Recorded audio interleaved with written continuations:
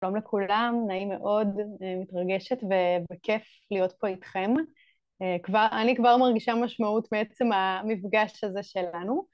אני יודעת שאתם בצ'אט, אז אני רוצה לעודד אתכם להיות גם בצ'אט, ותרגישו חופשי לשאול אותי לאורך כל הדרך שאלות. אני מסתכלת, אני לפעמים מחליטה מה לענות תוך כדי ומה אני יודעת שאני אענה עוד מעט, אבל כן חשוב לי שתרגישו חופשי להיות כמה שיותר בתקשורת, כי יהיה לנו היום מין קפיצות. אני יודעת שכולכם נמצאים בשלבים שונים, חלקכם עדיין בצבא, חלקכם משוחררים, חלקכם מחפשים, חלקכם עובדים במקום מסוים, אז אני אנסה להתייחס לכל ההיבטים, אבל ממש תרגישו חופשי לשאול, ואני אשתדל לענות על כמה שיותר. ההקלטה תישלח אליכם, המצגת תישלח אליכם, אז באמת אפשר פשוט להיות כאן ונוכחים עם מה שקורה. אני מדי פעם אכנס ואצא מהמצגת רק כדי לראות את הפנים היפות שלכם, אז אם תפתחו מצלמה זה יהיה ממש נחמד, נרגיש קצת יותר ביחד. וזהו, אני עוד מעט אציג את עצמי, אבל אני מתחילה מלשתף את המצגת שלי. אז אנחנו מתחילים בשיתוף, כי אני רוצה לפתוח בווידאו, והסרטון הבא הוא בעצם סרטון שלקוח מתוך ראיון עבודה שנערך אונליין, ובואו נראה אם תתחברו אליו, ועוד מעט נראה איך הוא מתחבר אליכם.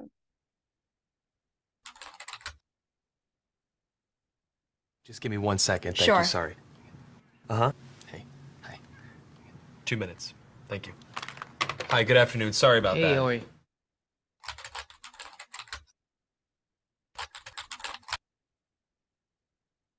Hi, nice Hi. to meet you. Nice to meet you as well. Have you ever done one of these interviews over the camera before? No. Well, let me tell you a little bit about the job to get started with.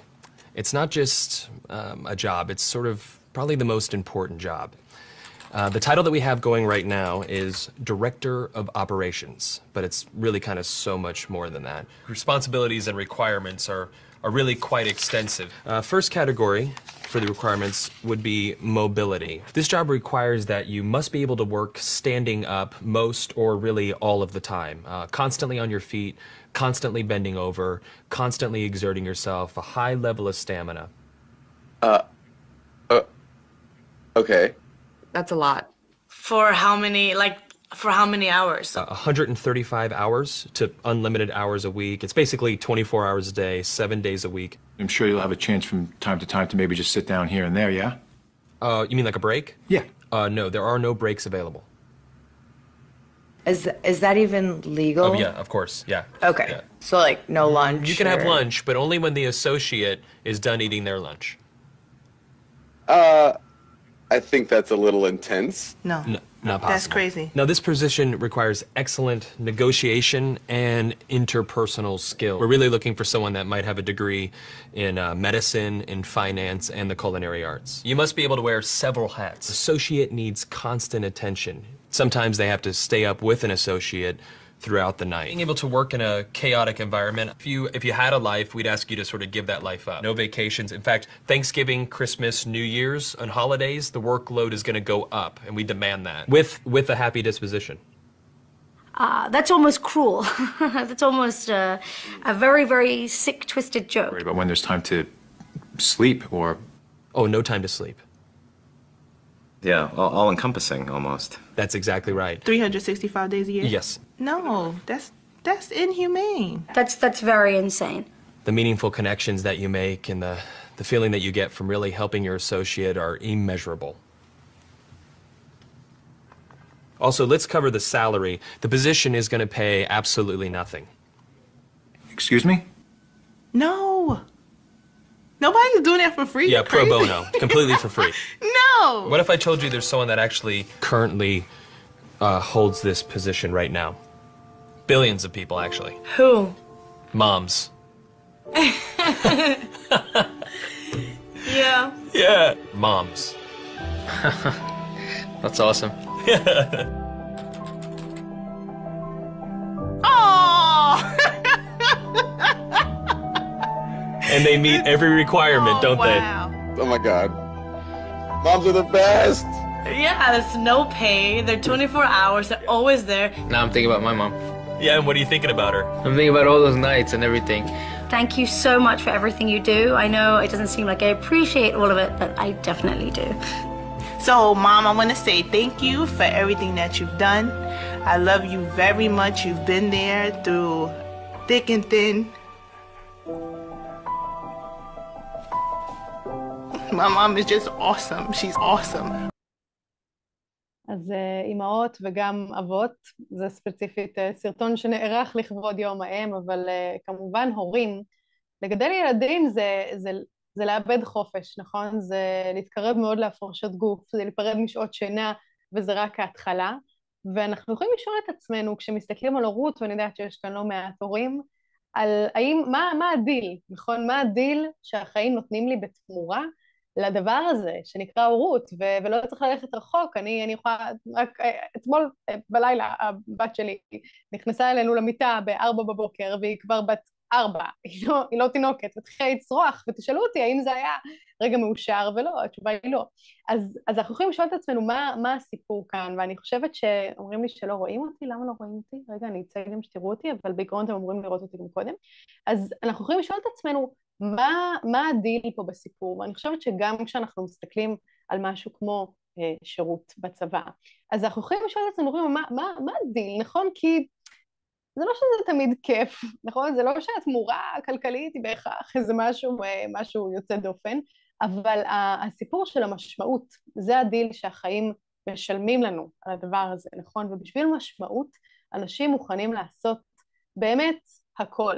ומספיק לא צריך להסתכל רחוק, מספיק להסתכל על השנה האחרונה, או בכלל, אני חושבת על כל שירות צבאי, אבל בטח בשנה האחרונה, לראות אנשים מקריבים את החיים שלהם, בשביל אנשים שאיתם בצוות, נכון? חייל קופץ על רימון ומקריב את החיים שלו, בשביל מי שאיתו בצוות. ואנשים עוזבים משרות מאוד שמנות, עם משכורות מאוד יפות, ועוברים לגור באיזה מקום עם מלאריה, בשביל משמעות, ואנשים עולים על שולחן ניתוחים ותורמים כליה, לבן אדם שהם לא מכירים, אוקיי, בשביל מה? בשביל שיהיה לי מניע, בשביל שתהיה לי סיבה, בשביל מה לקום בבוקר, כי משמעות היא המניע האמיתי שלנו, להמשיך ולצמוח ולעשות ולהתייצב מול החיים האלה. והיום אנחנו נצלול לתוך החידה הזאת של המשמעות, איך אנחנו יכולים למצוא אותה גם במקומות שלפעמים נראה לנו לא מובן מאליו שאפשר למצוא אותה, אולי זה נראה לנו בשירות שהוא שירות למען המדינה או שירות צבאי, זה נראה לנו יותר obvious, ואולי במקומות אחרים זה נראה פתאום כזה ריק, מאיפה אני אמצא בכלל את הדבר הזה, אז איך אפשר למצוא משמעות ולצקת משמעות באמת בכל תפקיד שאנחנו עושים, גם אם אנחנו כרגע מחפשים עבודה, גם אם אנחנו בתוך מקום עבודה, אז אני ממש אשמח שבאמת תביאו את השאלות שלכם, כדי שאני אצליח גם לחדד את זה כמה שיותר למי שנמצא כאן, אבל בהקשר בזה אני גם אציג את עצמי, ואני אגיד שוב נעים מאוד, יהודית כץ, המטרה שלי בכל העשייה המקצועית שלי היא בעצם להנגיש כלים, עקרונות, מסקנות שמגיעות מתוך עולם הפסיכולוגיה, באמת במטרה לעזור לאנשים כמוכם, כמוני, לחיות יותר טוב, להרגיש יותר טוב, לעבוד בצורה יותר משמעותית. אני חושבת שבשנה הזאת אולי חשוב יותר מתמיד, ובגדול רוב העבודה שלי מתחלקת בין הרצאות וסדנאות בשלל חברות במשק, בעיקר בארץ, לפעמים בחו"ל. חוץ מזה עובדת עם אנשים אחד על אחד בתהליכים אישיים, מקדישה חצי מהזמן, כמו שכבר סיפרו כאן, גם בפודקאסט שנקרא חושבים טוב, גם בספר שנקרא גם חושבים טוב, וזהו, במקור אני מגיעה מתחום שנקרא פסיכוביולוגיה, שזה שילוב בין פסיכולוגיה וביולוגיה, ואחר כך ערכתי מחקר במעבדה לנוירופסיכיאטריה, בהמשך למדתי גם אימון פסיכולוגי, ובהמשך גם טיפול קוגניטיבי התנהגותי, CBT, והכי הרבה אני לומדת לבד שמשהו מעניין אותי, אז אני צוללת לתוכו, ומכאן אנחנו חוזרים לחידה הזאת של המשמעות. ואני רוצה לספר לכם סיפור שהוא סיפור שקשור לעולמות הצבא, האמת שלא הצבא בישראל, אבל אני חושבת שנוכל מאוד להתחבר אליו. וזה הסיפור שמגיע בכלל מהצבא האמריקאי שישב בעיראק לפני כמה וכמה שנים. ומה שקרה אז, רגע, אני מחזירה אתכם בצגת, מה שקרה אז זה שיש חדר אוכל שקוראים לו פגסוס, וחיילים יוצאים מאזורי ביטחון שהם נמצאים בהם, נוסעים שעות לא שעות בדרכים לא דרכים, כדי לאכול לפחות פעם אחת בחדר אוכל הזה שנקרא פגסוס. עכשיו, תנסו רגע לעלות, לא נראה לי שתצטרכו ללכת רחוק, אבל תעלו רגע אסוציאטיבית, מה המילה שעולה לכם כשאתם חושבים חדר אוכל צבאי, בום, מה עולה לכם לראש, בלי צנזורה, תנו לי את זה בצ'אט חופשי. אני יכולה להגיד שהמילים שעולות לי זה שמן ובחילה, זה שתי המילים הראשונות שבאות לי כשאני חושבת על חדר אוכל בצבא. אז יש פה איכס, תודה, אורז צהוב, אורז צהוב זה מדויק, אני רוצה לומר. מה עוד? פסטה, איכס, הרבה איכס, דייסה, תודה, סירים גדולים, עוף ורוד, יפה. אני יכולה לשתף שזה היה די מזמן, אבל כשהייתי בצבא באיזשהו שלב עברתי לתזונה, שקראתי לה תזונה במבוגנית, שזו תזונה מבוססת במבה, כי אמרתי, אני לא, זהו, סיימתי עם הסיפור הזה. עכשיו, תדמיינו רגע את הצבא בעיראק ואת החדר האוכל שם. ויש את החדר האוכל הזה שנקרא פגסוס, שמספרים עליו דברים אחרים, שמספרים ששווה לנסוע לשם, ששווה אפילו לסכן את החיים שלנו, לנסוע בדרכים או דרכים, לצאת מאזורי ביטחון כדי לאכול שם פעם אחת. עכשיו, מי שאחראי על החדר האוכל הזה, קוראים לו פלויד לי, ופלויד לי היה 25 שנה טבח בחיל הים, אמריקאי, 25 שנה טבח, והוא פרש, הוא סיים את תפקידו, וכשפורצת המלחמה בעיראק הוא מתגייס מחדש לתפקיד, ואומר, אני חיכיתי לתפקיד הזה כל החיים שלי, ועכשיו אני בעיראק. והוא אומר, התפקיד שלי זה לא רק לספק מזון, התפקיד שלי זה להיות אחראי על מצב הרוח. אני מופקד על מצב הרוח. עכשיו תגידו לי מה אתם הייתם עושים, אם אתם הייתם מקבלים משימה, הנה חדר אוכל, אזור מלחמה, מלא גברים מיוזעים, נלחמים פה, אתם מופקדים על מצב הרוח. מה אתם עושים עם חדר האוכל הזה כדי לייצר שם מצב רוח טוב? כל רעיון שעולה לכם, זרקו חופשי בצ'אט, אז מעולה, עדן כותבת מוזיקה.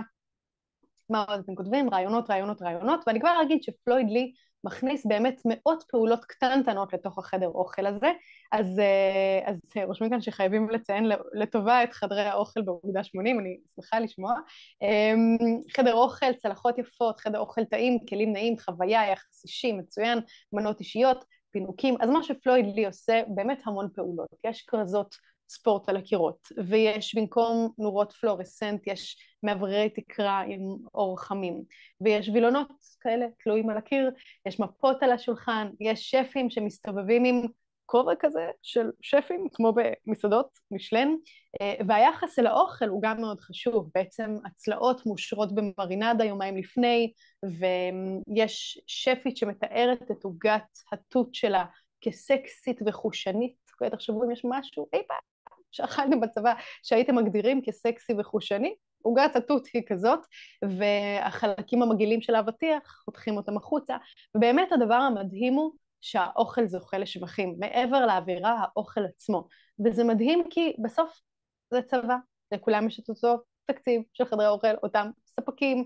אותם חומרי גלם, זה עוד חדר אוכל במיני חדרי אוכל, אבל החדר האוכל הזה הופך למשהו שהוא משהו אחר, ותודה על כל הרעיונות המדהימים שאתם כותבים בצ'אט. עכשיו, פלויד לי בעצם מבין שהתפקיד שלו זה להגיש מזון, אבל השליחות שלו זה לשמר את מצב הרוח. וכדי להגיש מזון אנחנו אולי צריכים סירים גדולים וכפות גדולות והמון חומרי גלם ובצוות, אבל בשביל לשמר מצב רוח ולשפר מצב רוח, זה כבר דורש סיפור אחר לגמרי, נכון? זה דורש יצירתיות ומומחיות ומשחקיות ומשמעות, וכל זה מתנקז לתוך חדר האוכל הזה.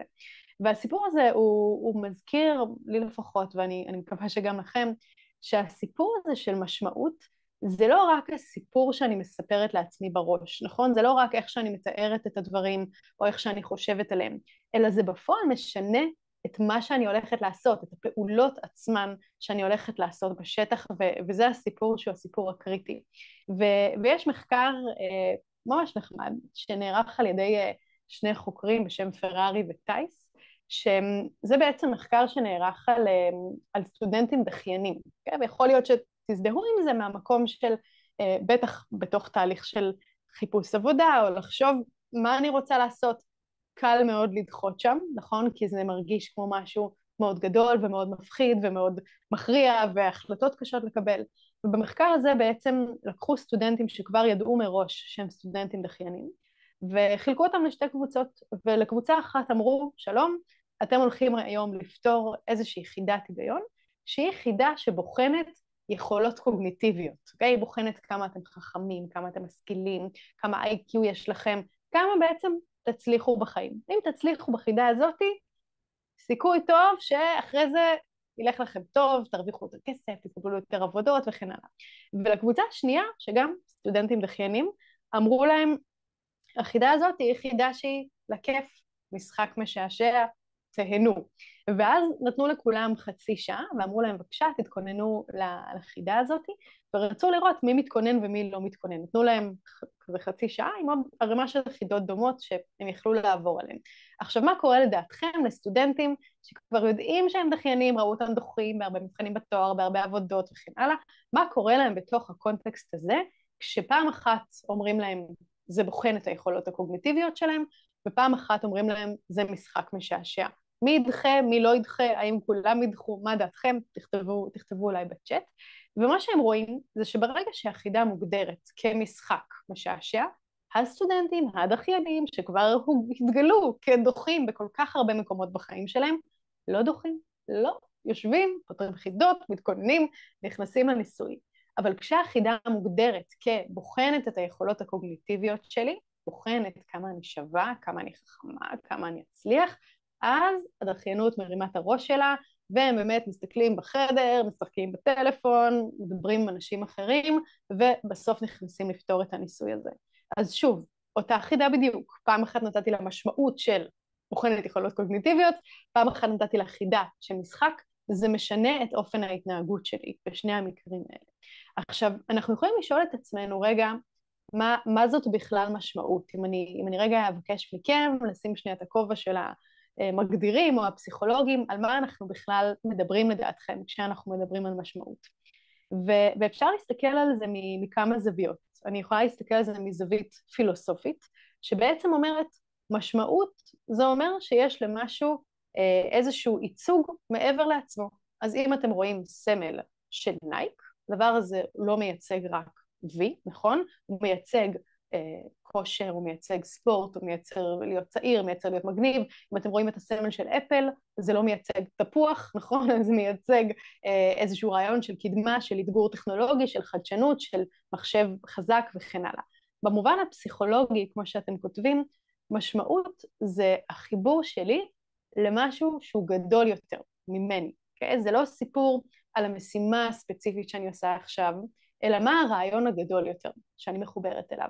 והרעיון הזה יכול להיות משהו כמו המדינה שלי, אוקיי? עכשיו, מה זה מדינה? מדינה זה דבר אבסטרקטי לחלוטין, נכון? אני לא יכולה לא להרגיש מדינה, לא לבשש מדינה, לא לראות מדינה.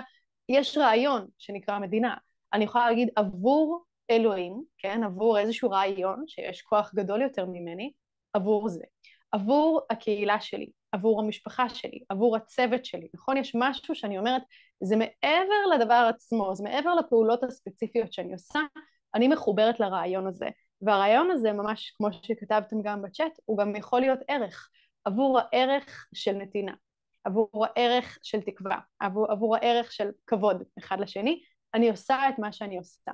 עכשיו, תשאלו את עצמכם רגע, מה קרה לכם כשלא הייתה לכם משמעות, כשלא היה את הלמה הזה, את לשם מה אני עושה, או עושה את כל מה שאני עושה, ולא קל לקום בבוקר, נכון? לשם מה אני עושה את זה. וכשאין לי תשובה לשם מה זה, אז אין לי לא אושר ולא מוטיבציה ולא חוסן ולא כוחות, נכון? כל הדבר הזה הולך, ואין לי את הכוחות לגייס ולהקים את עצמי מחדש, כשאין לי את התשובות לדברים האלה לשם מה אני עושה. אז לא סתם ויקטור פרנקל, וכבר הזכרתם אותו פה בצ'אט, כתב בספר שלו, האדם מחפש משמעות, הוא כתב, משמעות היא הדחף העמוק ביותר של האדם. זה הדבר שמזיז אותנו, בשביל זה אנחנו קמים בבוקר. עכשיו, הרבה פעמים, במיוחד כשאנחנו בתוך צומת כזאת, שאני יודעת שחלקכם נמצאים בה, שאנחנו אומרים, רגע, לאן לפנות עכשיו? מה לעשות?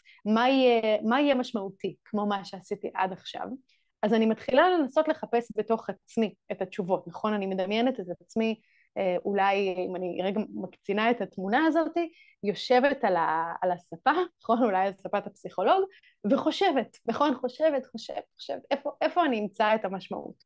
אבל משמעות היא משהו שהוא לא נמצא בפנים, כן? זה לא משהו שאני יכולה לחפש ולהגיד, הנה מצאתי, אלא משמעות קורית במפגש שלי עם העולם החיצון. ואני בטוחה שחוויתם את זה לא פעם ולא פעמיים, שמצאתם את עצמכם באיזשהו תפקיד, באיזושהי סיטואציה, ופתאום משהו שם הקליק, נכון? פתאום אמרתם, וואו, אף פעם לא קלטתי כמה אני משמעותי או משמעותית כמו ברגע הזה. ואז כשאני פועלת למען משהו שהוא חיצוני לי, למען הצוות שלי, למען המדינה שלי, למען הביטחון, למען הקהילה, למען הילדים, אז אני מוצאת משמעות, נכון? השפעתי על משהו שהוא מחוצה לי. ואני חושבת שזה נורא מעניין לחשוב על משמעות במובן של אושר, נכון? כי כשאנחנו חושבים על אושר, אנחנו יכולים לחשוב על שני סוגים של אושר. יש לי אושר אחד מסוג של אני יושבת לי בים, ואני שותה כוס יין, או שאני מדברת עם חברות, ואני רואה את השקיעה, ובאמת כיף לי, ממש ממש כיף לי בחיים, הכל טוב. ואז יש לי אושר מסוג אחר לגמרי, שהוא אושר שמגיע מתוך משמעות, שהוא מגיע מתוך הגשמה של רעיון, שיש לי איזשהו יעד, והרבה פעמים תשאלו את עצמכם, האם נהניתם תוך כדי, ממש תסתכלו על עצמכם, על הדברים שאתם עושים, על הדברים שעשיתם, האם תוך כדי שעשיתי משהו מאוד משמעותי, היה לי כיף? האם היה לי כיף? ובהרבה מקרים אנחנו נגיד, לא, זה לא היה כיף בכלל, דווקא ממש סבלתי, או שזה היה הדבר הכי קשה שעשיתי בחיים שלי, לא הייתי בטוחה שיהיו לי את הכוחות בכלל להתמודד עם זה, אבל אחר כך, נכון, אחר כך, כשהסתכלתי אחורה וקלטתי איך עזרתי ואיך השפעתי וכמה נתתי, אז זה אושר מאוד מאוד גדול. ובעצם ההבדל בין האושר הרגעי הזה של הכיף לי עכשיו עם החברים והים והבירה וכל זה, לבין עשיתי משהו משמעותי, זה טווח הזמן. נכון? היין כיף לי ברגע שאני שותה את היין. ברגע שסיימתי, זהו, נגמר הסיפור. אבל הדבר המשמעותי שעשיתי לפני 6 שנים, יכול להישאר איתי עד היום ולחבר אותי גם קדימה אל העתיד. עכשיו, לסליגמן, שהוא אחד מאבות הפסיכולוגיה החיובית, שזה התחום המרכזי שלי, אבל לא משנה. בקיצור, יש לו משפט מאוד יפה. הוא אומר, The self is a poor place to find happiness. העצמי הוא מקום גרוע לחפש באושר. וזה בדיוק המקום הזה שאנחנו מתחילים רגע לפנות החוצה אל העולם. עכשיו, כשאנחנו מסתכלים ספציפית על עולמות העבודה, ואנחנו יכולים לשאול את עצמנו, איך זה מתחיל שם, בעולמות של העבודה, ושוב אני אנסה להתייחס לכל הנקודות בתוך תהליך מחפשת עבודה, נמצאת בעבודה, מנסה לשפר את העבודה שאני נמצאת בה כרגע. אנחנו יכולים להסתכל על זה משתי זוויות, ואני רוצה להגיד שבעיקר הרעיון שילווה אותנו היום, זה שאם פלויד לי בתור טבח צבאי ועוד דוגמאות שנראה היום, הצליח למצוא משמעות, גם בדברים שהרבה פעמים אנחנו נסתכל עליהם ונגיד, בסדר, טבח, כאילו זה לא עכשיו, נכון, זה לא הבן אדם, עכשיו שציל חיים בשטח. אם שם אפשר למצוא משמעות, אז בכל תפקיד ובכל מקום אפשר לעשות את זה, וזה מתחיל בשאלה הזאת של הלמה, לשם מה. עכשיו, בתוך עולם העבודה אנחנו יכולים להסתכל על זה משתי זוויות, אנחנו נתמקד היום בעיקר בראשונה, אבל גם קצת בשנייה. הגישה הראשונה אומרת, כל בן אדם בארגון, לא משנה באיזה תפקיד הוא, לא משנה באיזה רמת הנהלה הוא יכול לצקת משמעות לתפקיד שלו על ידי פעולות שאתם ואתה ואת יכולים לעשות, וזה להתחיל מלמטה ללמעלה, ואני בטוחה שראיתם את זה גם בתוך הצבא. ובאותה מידה אני יכולה להסתכל על זה גם מלמטה ללמעלה, מה הארגון, ההנהלה או שאר האנשים מסביבי יכולים לעשות. אז אני אתחיל רגע מהמקום של כל בן אדם כלפי עצמו, וכאן אני רוצה לספר לכם סיפור על מחקר שהוא אחד המחקרים האהובים עליי, אני מאוד אוהבת לדבר עליו כי הוא מעביר משהו מאוד חזק בעיניי, וזה מחקר של חוקרת בשם אימי ויז'ניבסקי, שהיא חוקרת להתנהגות ארגונית באוניברסיטת יייל, והיא בעצם פנתה לאחת העבודות הכי לא נחשקות במשק, לעובדי ועובדות ניקיון בבתי חולים. והיא שאלה אותם, תגידו, היי, מה קורה? איך אתם תופסים את העבודה שלכם? עכשיו, תגידו לי אתם, בלי להיות פוליטיקלי קורקט, מה עולה לכם ככה מהלב, מהבטן, כשאתם חושבים על עבודת הניקיון בבתי חולים, איך האנשים שם תופסים את העבודה שלהם? מה הם חושבים על העבודה הזאת? מה הם יספרו עליה, אם הם אוהבים אותה, לא אוהבים אותה, מרגישים שם משמעות, לא מרגישים משמעות, מה אתם אומרים? אז מלכה כותבת חוסר ברירה. מה עוד? באסה? באסה? חוסר ברירה, תלוי באדם, לא מוערכים. יפה. אז היא פונה למנקים והמנקות, והיא מקבלת שני סוגים של תשובות, קצת בדומה למה שאתם מעלים כאן בצ'אט. אז קבוצה ראשונה אומרת, שמי, מה אני עושה? אני מפנה את הפחים, אני מנקה משטחים, אני לוקח את הכביסה, אני מנקה חלונות, ובסוף אין לי עבודה אחרת. זה מה יש, זה לא העבודה שחלמתי לעשות כשהייתי ילד, זה לא הייתה משרת חלומותיי, הייתי שמחה לעשות משהו אחר, אבל אין לי עבודה אחרת. ובסוף היום אני מקבלת את הכסף, ואז אני עושה מה שטוב לי עם הכסף הזה, עם המשפחה שלי, עם החברים שלי, אבל זה מה יש, לא כל כך שמחה ללכת לעבודה. הקבוצה השנייה דיברה אחרת לגמרי, הם עבדו בדיוק באותם המחלקות, באותו בית חולים, היה להם את אותו תיאור משרה רשמי, אותה משכורת, אבל הם אמרו דברים כמו, אני חלק מצוות הריפוי, כי אם אני לא אנקה פה, אז אוי ובוי, מה יהיה כאן? אנשים פשוט ימותו, על ימין ועל שמאל אנשים ימותו, אם אני לא אנקה כאן, כי אז יהיו זיהומים בבתי חולים. ויש מנקה שאמרה, אני נכנסת לחדרים של חולים, תוך כדי שאני מנקה, ואני מסתכלת את מי מבקרים, את מי לא מבקרים, ומי נראה לי מאוד בודד באשפוז שלו. ואיפה שאני רואה אנשים שנראים לי בודדים, אני נשארת יותר, ככה 10-15 דקות שאני מנקה יותר יסודי, מארחת להם חברה. עוד מנקה אמר, אני מזהה חולים, אנשים שמבקרים חולים, שמגיעים לבית חולים, ואני בטוחה שזה קרה לכם שהגעתם לביקור בבית חולים, ואין לכם מושג לאן ללכת, נכון? זה מבוך מטורף, ואני מזהה את הפרצוף האבוד הזה, ואני עוזר לאנשים להגיע למחלקה פנימית ג', אז אני שגריר של הבית חולים. עוד מנקה אמרה, אני נכנסת לחדרים של חולים שהם בקומה, שהם בתרדמת, ואני כל יום באה, אני מורידה תמונות מהקיר, ותולה להם תמונות אחרות. כל יום באה תמונות חדשות על הקיר לאנשים בקומה. והחוקרים אמרו לה, תגידי, זה חלק מהעבודה שלך, לתלות תמונות חדשות על הקיר, הם בכלל בקומה, מה הקשר? והיא אמרה, לא, זה לא חלק מהעבודה שלי, זה חלק ממי שאני. ואני יודעת לא יודעת אם אני אתלה את התמונות החדשות, תהיה איזו אנרגיה של חיים בחדר ומשהו ישתנה. עכשיו, אתם יכולים כבר לשמוע בתשובות של הקבוצה הזאת, שהם הרגישו אחרת לגבי העבודה שלהם, ובאמת הם דיווחו על תחושה של משמעות וחיוניות, הם אהבו את העבודה שלהם, הם היו מאושרים ללכת לעבודה, ושוב, זאת אותה עבודה, אותה משרה, אותו משכורת, אותו בית חולים, אותה הנהלה, הכל אותו דבר, חוץ ממה, מה ההבדל לדעתכם בין הקבוצות האלה? ההבדל בגישה, שנכון, משנה את הכל. עכשיו, התופעה הזאת קיבלה שם בשפה הפסיכולוגית, היא נקראת Job Crafting, או בעברית עיצוב תפקיד, ו-Job Crafting זה בעצם מצב שבו, אגב, אנשים עושים את זה בכל סוגי הארגונים, בכל רמות ההשכלה, בכל רמות ההיררכיה הארגונית, אוקיי, תשאלו את עצמכם, נגיד על עצמכם, בכל העבודות שכבר עשיתם, אוקיי, עד עכשיו, איפה בחיים שלכם עשיתם Job Crafting, הצבתם תפקיד, מבלי שאף אחד ביקש מכם לעשות את זה, זה לא היה כתוב בשום מקום, זה לא הוגדר לכם, לא נמדדתם על זה, אבל זה חלק ממי שאתם. ואפשר לעשות עיצוב תפקיד בכמה דרכים. אני יכולה לעצב משימות, כמו המנקה שהלכה והחליפה תמונות על הקיר, משימה שהיא המציאה. אני יכולה לעצב יחסים, כמו המנקה שדיברה עם חולים ויצרה איתם קשר, שוב, משימה שהיא המציאה לעצמה, או שאני יכולה לעצב עיצוב קוגניטיבי, להגיד אני שגריר של בית החולים, או אני חלק מצוות הריפוי, זה עיצוב קוגניטיבי, בעצם התפיסה של התפקיד. עכשיו, תשאלו את עצמכם, איפה לדעתכם, א', עשיתם את זה, או אולי אתם יכולים אפילו לכתוב דוגמאות אצל אחרים, שראיתם את זה בעיניים שלכם, את התופעה הזאת קורית, ומה לדעתכם הדבר הזה יוצר?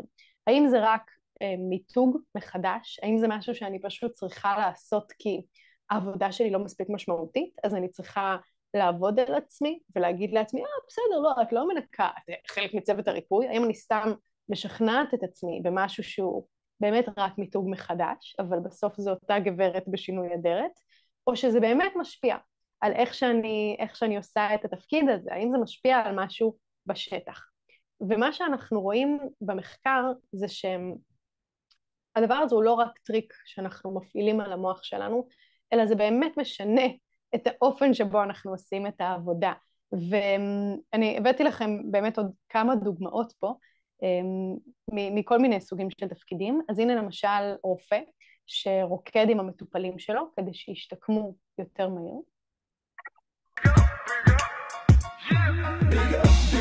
Big up to this crew here. We like to keep it positive, you know how we do. Big up to this crew. From day one till it's done, do or die, me and you. Big up to this crew here. We like to keep it positive, you know how we do. Big up to this crew. Got props non-stop. והנה מורה שמקבלת את התלמידים שלה.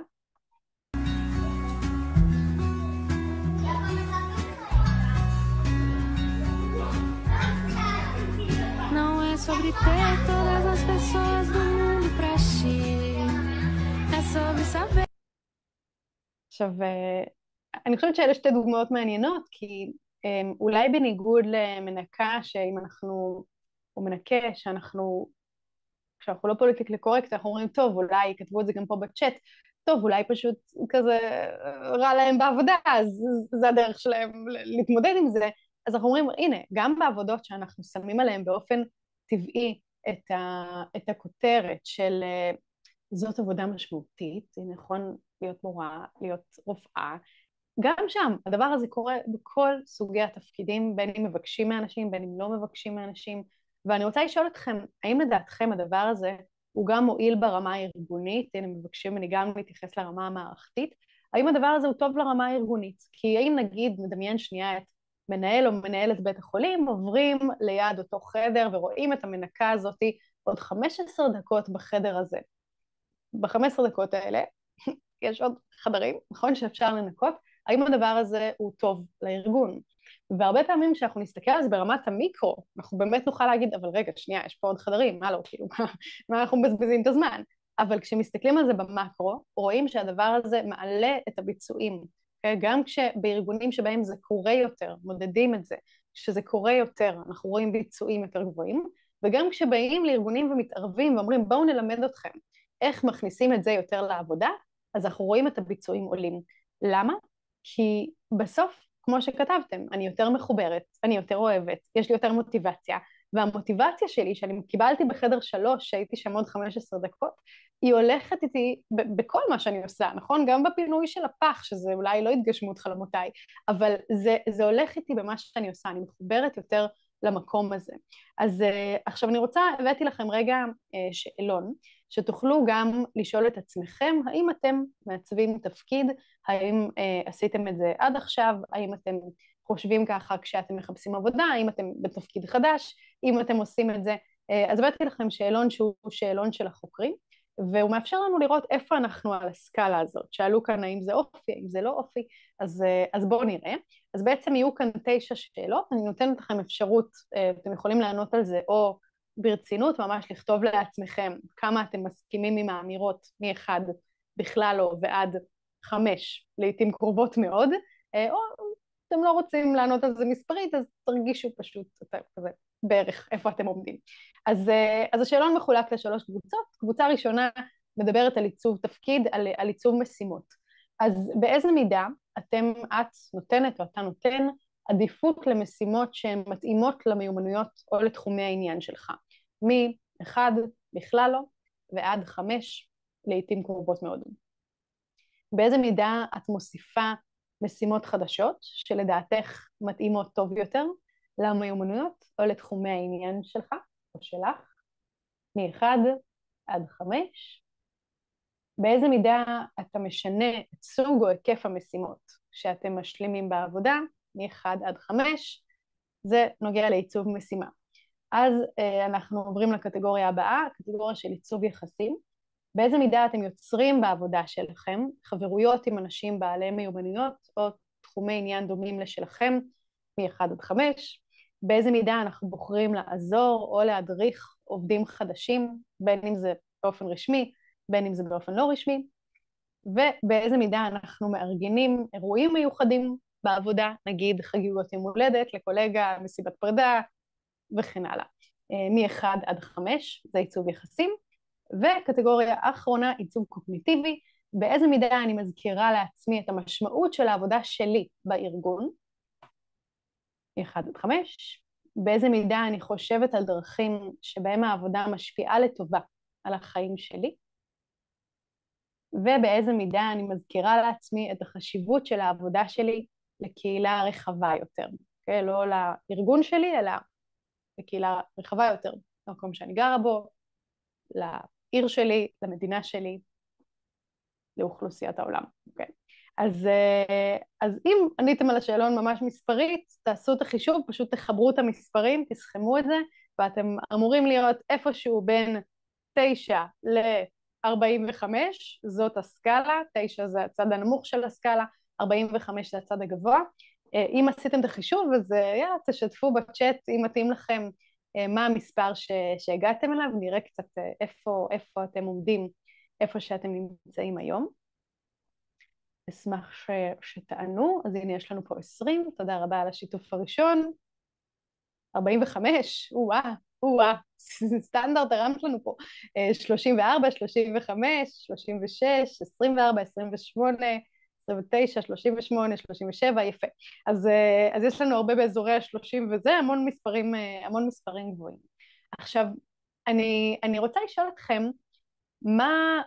מה לדעתכם מעלה את הסיכוי שאנשים יעצבו את התפקיד שלהם? בין אם אנחנו מסתכלים על מה שאנחנו עושים ממש היום, בין אם אנחנו מסתכלים על מקום העבודה שאנחנו אולי שוקלים או מחפשים, כשאנחנו חושבים לאן ללכת, באיזה מקום יהיה לנו יותר אפשרי באמת להביא את עצמנו, להגיד הנה אני עושה את זה כמו אני עושה את זה בדרכי, באיזה סוג של ארגונים או איזה סוג של מנהלת צריך להיות לי, כדי שזה יקרה מסביבי, אחרי שאני מבינה שזה טוב לי, זה טוב לארגון, מה מעלה את הסיכוי שזה יקרה, מעבר לזה שכמובן יש לנו שונות באופי, כמו ששאלתם, אבל עדיין הקונטקסט משפיע. אז אוקיי, אז אומרים כאן שהבוס לא יצעק עליי, שמאמינים בי, גמישות ארגונית, חוסר תפקוד של הנהלה, גיבוי, הערכה של הבוס, כשאנשים אחרים גם עושים את זה, המנהלת צריכה להיות בגמישות, אוקיי, מצוין. עכשיו, אחד הדברים הכי משמעותיים, שמשפיעים על עיצוב תפקיד, וכתבתם את זה כאן בצ'אט, זה המקום של כמה עצמאות, כמה אוטונומיה, כמה חופש, תקראו לזה באיזה מילה שתרצו, כמה גמישות, נתתם לזה פה הרבה גרסאות, כמה מרחב יש לי לעשות את התפקיד שלי. כי לא משנה באיזה תפקיד אני, נכון? אני יכולה להיות בצבא, אני יכולה להיות אחות בחדר מיון, אני יכולה להיות מורה, אני יכולה להיות נהגת, אני יכולה לתכנץ, נכון? אני יכולה לעשות המון דברים, אבל כאילו, לא אני, אבל כולנו בחברה. מה צבא וגמישות זה מתחיל להיות מעניין? גם בצבא יש מקומות שיש לנו גמישות לעשות דברים בדרכנו, זה לא אומר שאנחנו משנים את הנהלים, אבל אני ממשיכה. אז כשמנהלים אותי במיקרו, נכון? כשיושבים לי פה, אז מאוד קשה לעצב את התפקיד, גם כשאני יודעת איזה רעיונות יש לי ומה הייתי רוצה להכניס לזה ואיך אני יכולה לקחת את זה למקום טוב יותר, קשה לי לעשות את זה כשאין לי איזשהו אמון, כשאין לי איזשהו חופש. ומה שעשו בהרבה מקומות, במיוחד בגוגל ואחר כך בעוד חברות ששכפלו את הניסוי שלהם, אולי שמעתם על הניסוי הזה פעם, ניסוי של גוגל, שהם אמרו, קחו 20% מהזמן, ועוד שנבין איך זה מתחבר אלינו, קחו 20% מהזמן שלכם ותעבדו על מה שאתם רוצים, עם מי שאתם רוצים, איך שאתם רוצים, איפה שאתם רוצים, אוקיי? אתם עדיין בעבודה, אתם לא הולכים לים, אתם לא ביום חופש, אתם לא עושים קניות, אתם בעבודה, אבל אתם עובדים על מה שאתם רוצים. ומסתבר שהיום בשבוע הזה, 20% מהזמן, היה מה שהוליד פרויקטים שאני בטוחה שאתם מכירים, כמו ג'ימל, כמו גוגל אדסנס, כמו גוגל ניוז, לגוגל יש תוסף כזה שאתם יכולים ללחוץ ניוז, שאתם מחפשים בגוגל, ולראות את החדשות שנוצרו לגבי אותו נושא שאתם מחפשים. המון פרויקטים שהפכו להיות דברים גדולים בתוך גוגל, נולדו מתוך המקום הזה של יום בשבוע אנשים עובדים על מה שהם רוצים. עכשיו, המדיניות הזאת זה מדיניות שבעצם אומרת, הנה, אוטונומיה, נכון? עכשיו, אנחנו יכולים לשאול את עצמנו כרגע כתרגיל מחשבתי, ממש הנה אדיר כותב פה, חופש מביא יצירתיות, אנחנו יכולים לשאול את עצמנו כתרגיל מחשבתי, ברור לי שזה לא שכל מי שנמצא כאן יש לו יום כזה, לרובנו, הרוב המוחלט של האנשים אין יום כזה, אבל אנחנו עדיין יכולים לשאול את עצמנו, רגע, אם עכשיו, אם היו אומרים לי, יש לך יום בשבוע, בעבודה שלך, בין אם זה עדיין בצבא, בין אם זה במקום החדש שאני התחלתי, בין אם זה מה שאני מחפשת, בין אם אני עדיין בחיפוש, אבל אומרים לי, יש לך יום בשבוע, לעבוד על מה שאת רוצה, עם מי שאת רוצה, איך שאת רוצה, אבל זה עבודה. מה את עושה, מה אתה עושה ביום הזה בשבוע? זה תרגיל שנותנים אותו גם כשנכנסים לארגונים, ואומרים, הנה בואו נתחיל תהליך של עיצוב תפקיד, מתחילים ככה, אומרים לאנשים, שנייה, רגע, תפליגו, מה הייתם רוצים לעשות עם יום כזה בשבוע? ותשאלו את עצמכם, רגע, מה הייתם עושים? אולי יש לכם רעיונות, מוזמנים לכתוב בצ'אט. והשבוע הזה, התרגיל הזה, סליחה, הוא מזכיר לנו לאן אני רוצה להגיע, מה החלום שלי. עכשיו, כולנו מכירים את החלום לעומת החיים, נכון? זה לא תמיד באותו קו, אבל עדיין כשאני יודעת מה החלום, נכון? כשאני יודעת מה הייתי רוצה, אני יכולה להתחיל ללכת בכיוון של איך ייראה התפקיד המעוצב שלי, איך אני מתקרבת למקום הזה, וזה יכול להתחיל ממש כמו הדוגמאות שנתנו על הרופא שרוקד עם המטופלים שלו, זה לא משהו שהוא צריך בשבילו עוד יום בשבוע, נכון? זה יכול להיות במהלך אותה פגישה, שהוא מקבל את המטופל, הוא מכניס את הדבר הזה, והמורה שגם ככה מקבלת את התלמידים שלה, ואם אני עכשיו עובדת באיזושהי חברה, אני גם ככה שם, נכון? אז מה אני יכולה לעשות בתוך התפקיד שלי, שמכניס אותי לתוך מה שאני עושה? אז אם יש לכם רעיון כזה, אז בבקשה, אני אשמח שתכתבו בצ'אט, מה אתם הייתם עושים עם יום כזה בשבוע, כדי בעצם, נראה אותם נותנים יום כזה לעובדי ניקיון, נראה, מעניין מאוד, מה הם היו אומרים. אני חושבת שהרבה פעמים זה יכול לעלות בנו אולי איזושהי ציניות, נכון, של כזה, אבל הנה, העובדי ניקיון, שהם היו יכולים גם להגיד, הנה, אני כל דקה אני לא פה יותר, נכון, הנה סיימתי את העבודה, אני עפה מפה, אבל ההחלטה הרגע להישאר עוד ולהגיד, הנה, זה חשוב לי, זה מראה שגם בעבודות שנראות לנו העבודות הכי לא נחשקות, אנשים יכולים לעשות את זה. אוקיי, אז אתם כותבים פה יום תרומה לקהילה פעם בשבוע, תודה, ייעול תהליכים, איך המחשבה הזאת רלוונטית לעצמאים, כלומר ללא תגמול. אני חושבת שכעצמאים, הדבר הזה באופן טבעי יכול לקבל את המקום, כי כעצמאית יש לי את האוטונומיה בעצם לבנות את התפקיד שלי, נכון? אנשים עצמאים הרבה פעמים ייצרו לעצמם את הג'וב קראפטינג, כי הם ממציאים את העבודה שלהם, נכון? אני יכולה בתור עצמאית, וזה חלק מהיתרונות ולפעמים גם החסרונות של עצמאות, אבל אני יכולה בתור עצמאית להגיד, הנה הדרך שבה אני רוצה לעשות דברים, נכון? יש לי את האוטונומיה להחליט על עצמי, אז כעצמאים הדבר הזה הוא בא אפילו יותר בטבעיות. הייתי יושב לקפה עם לקוחות VIP בחברה, תודה, אני נפגשתי עם קולגות בתחומים מקבילים, תודה, לחשוב במקרו על תהליך העבודה שלי, מצוין, לקחת רגע שנייה, להסתכל על הדברים מרחוק, תודה רבה על כל הרעיונות שאתם כותבים, אז זה הדברים שאנחנו יכולים באמת לעשות בתוך מה שאנחנו עושים, לא משנה באיזה תפקיד, לא משנה באיזה מקום, אנחנו יכולים להתחיל לחשוב מה אני מכניסה מתוך עצמי שהופך את המקום הזה ואת התפקיד הזה למשמעותי יותר, נכון? שמחבר אותי למשהו שהוא גדול יותר. עכשיו, אני רוצה לגעת גם בקצרה, נגענו עכשיו בעיקר בגישה שיכולה לעזור לנו מהבוטום אפ, מכל אחד לאט לאט למעלה, להתרחב. אני רוצה לגעת גם קצת בטופ דאון, אני אגע בזה קצת פחות, כי ממה שהכינו אותי זה קצת פחות רלוונטי בשבילכם, אבל אני כן אגיד שהרבה פעמים בארגונים המשמעות נשארת שקופה.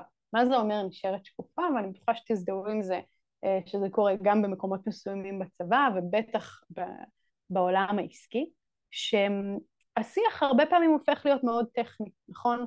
מה המשימות, מה צריך לעשות, מי עושה מה, עד מתי הדדליין, מה המדדים שלנו, נכון? ואז מאוד מהר קל לי לשכוח את רגע, למה אני כאן, לשם מה אנחנו עושים את זה, אני בכלל השפעתי על הדבר הזה, מאוד קל לי להפוך להיות איזשהו בורג במערכת, ופשוט לאבד את המשמעות, נכון? לאבד את הרעיון הזה שעומד מאחורי, כשהוא הוא יכול להיות שם, אבל אם אני לא רואה אותו, אז הוא לא שם. ואחד המהלכים שהם מהלכים מאוד מעניינים, זה בעצם השאלה, איך אני הופכת משהו שהוא כל כך שקוף, כמו משמעות. משמעות זה דבר אבסטרקטי, זה רעיון, זה סיפור, אני לא יכולה לראות את זה, נכון? אני צריכה כל הזמן להזכיר לעצמי מה קורה שם, בשם מה אני עושה את זה. איך הופכים דבר שהוא יכול כל כך מהר להיות שקוף, לדבר שהוא נראה, שמרגישים אותו. איך לדעתכם עושים את זה? איך עשיתם את זה עד עכשיו? איך ראיתם את זה במקומות אחרים? איך הופכים משהו שקוף ואבסטרקטי לדבר נראה? ואנחנו עשייה, אוקיי, אבל גם כשאני עושה, הנה, עשיתי את המשימה, העברתי את האוכל, התקשרתי לקצין, שמתי את זה, מילאתי את הטבלה, איך אני מרגישה את המשמעות? מאוד מהר זה יכול פשוט להפוך להיות, הנה, שורה של משימות, ביצעתי, עשיתי, נכון? הנה, ומחר יבוא מישהו אחר, ויהיה לי תחליף, ונגמר הסיפור. אז יפה, אז קודם כאן הוקרה ממעסיק, מעולה, אז הוקרה זה מאוד מאוד חשוב, ועוד שנייה ניגע בזה, ערכים, מעולה. ואני אספר לכם סיפור על חברה שעשתה מהלך מעניין, שמאוד מתחבר לסיפור של הערכים שאתם מעלים כאן. וזאת חברה שאני מאוד אוהבת את הסיפור שלה, כי על פניו אפשר להסתכל על זה ולהגיד, אוקיי, אין פה איזו משמעות גדולה, אז איך בכל זאת אנחנו מוצאים אותה? וזאת חברה שנקראת נורדסטורם, שהם בעצם קולבו של אופנת יוקרה, ומה שהם רצו לעשות, הם אמרו, אנחנו רוצים לקחת את הערך הזה של הלקוח לפני הכל, שירות לפני הכל, למשהו שהוא באמת קורה. כי אני חושבת שכל ארגון במשק, אם תשאלו אותם, הם יגידו, כן, כן, אצלנו הלקוחות, לפני הכל, נכון, אבל אז נסתכל בשטח, ואני בטוחה שיצא לכם לקבל שירות מלא מעט ארגונים, ואנחנו נגיד, שירות לא כל כך, לפני הכל. והם אמרו, לא, אנחנו באמת רוצים שזה יהפוך להיות לפני הכל. עכשיו, איך הם עשו את זה? תחשבו, איך ארגון, שבסוף מדובר בעובדים שעובדים בשירות לקוחות, מוכרים בחנויות בגדים, שהם כבר מלא שנים במקצוע, הם רגילים להכניס לקוחות לחנות, להוציא אותם החוצה כמה שיותר מהר, אם אפשר לחייך, זה בונוס. איך הם יכולים באמת להפוך שירות לקוחות לדבר אמיתי, שעובדים שהם כבר שחוקים, שהם מלא שנים במקצוע, שהם כבר יודעים מה לעשות, איך הופכים את זה לדבר אמיתי? מה לדעתכם הם עשו? ומה שהם עשו, זה משהו שאני חושבת שכל אחד יכול להשתמש בו, ואולי כבר השתמשתם בזה בלי לשים לב. הם בעצם השתמשו בכלי של סיפורים להנגשה והפצה של ההתנהגות הרצויה. ואני אתן דוגמה. אז נגיד סיפור שקרה, זה הסיפורים שלהם. אתם קונים חולצה בחנות, חולצה מכופתרת, יש לכם פגישה, ואתם מספרים למוכר שיש לכם פגישה אחר כך, ומה שהמוכר עשה, זה מגהץ לכם את החולצה בחנות, כדי שתוכלו ללבוש אותה לפגישה. האם אי פעם קרה לכם דבר כזה? לי לא. ומה שנורדסטורם עושה, היא בעצם מפיצה את הסיפור הזה, שעכשיו זה לא רק משה שגייץ את החולצה, והלקוח שלו, שלומי שקיבל את החולצה, כל הארגון מקבל ניוזלטר, מיילים, זה נתלה על הקירות, זה עובר בסלק, באיפה שתרצו, שמשה, שירות לקוחות, בעיר הזאת, ייהץ את החולצה ללקוח. עוד מקרה, לקוח מגיע לחנות כדי להחזיר בגדים כדי בעצם לעטוף במתנה בגדים שלא נקנו בנורדסטורם. תדמיינו שאתם נגיד קונים ספר בסטימצקי, ואתם באים לצומת ספרים, ואומר להם, אתם יכולים לעטוף לי את הספר? האם סטימצקי יעטפו לכם, אם צומת ספרים יעטפו לכם ספר שנקנה בסטימצקי?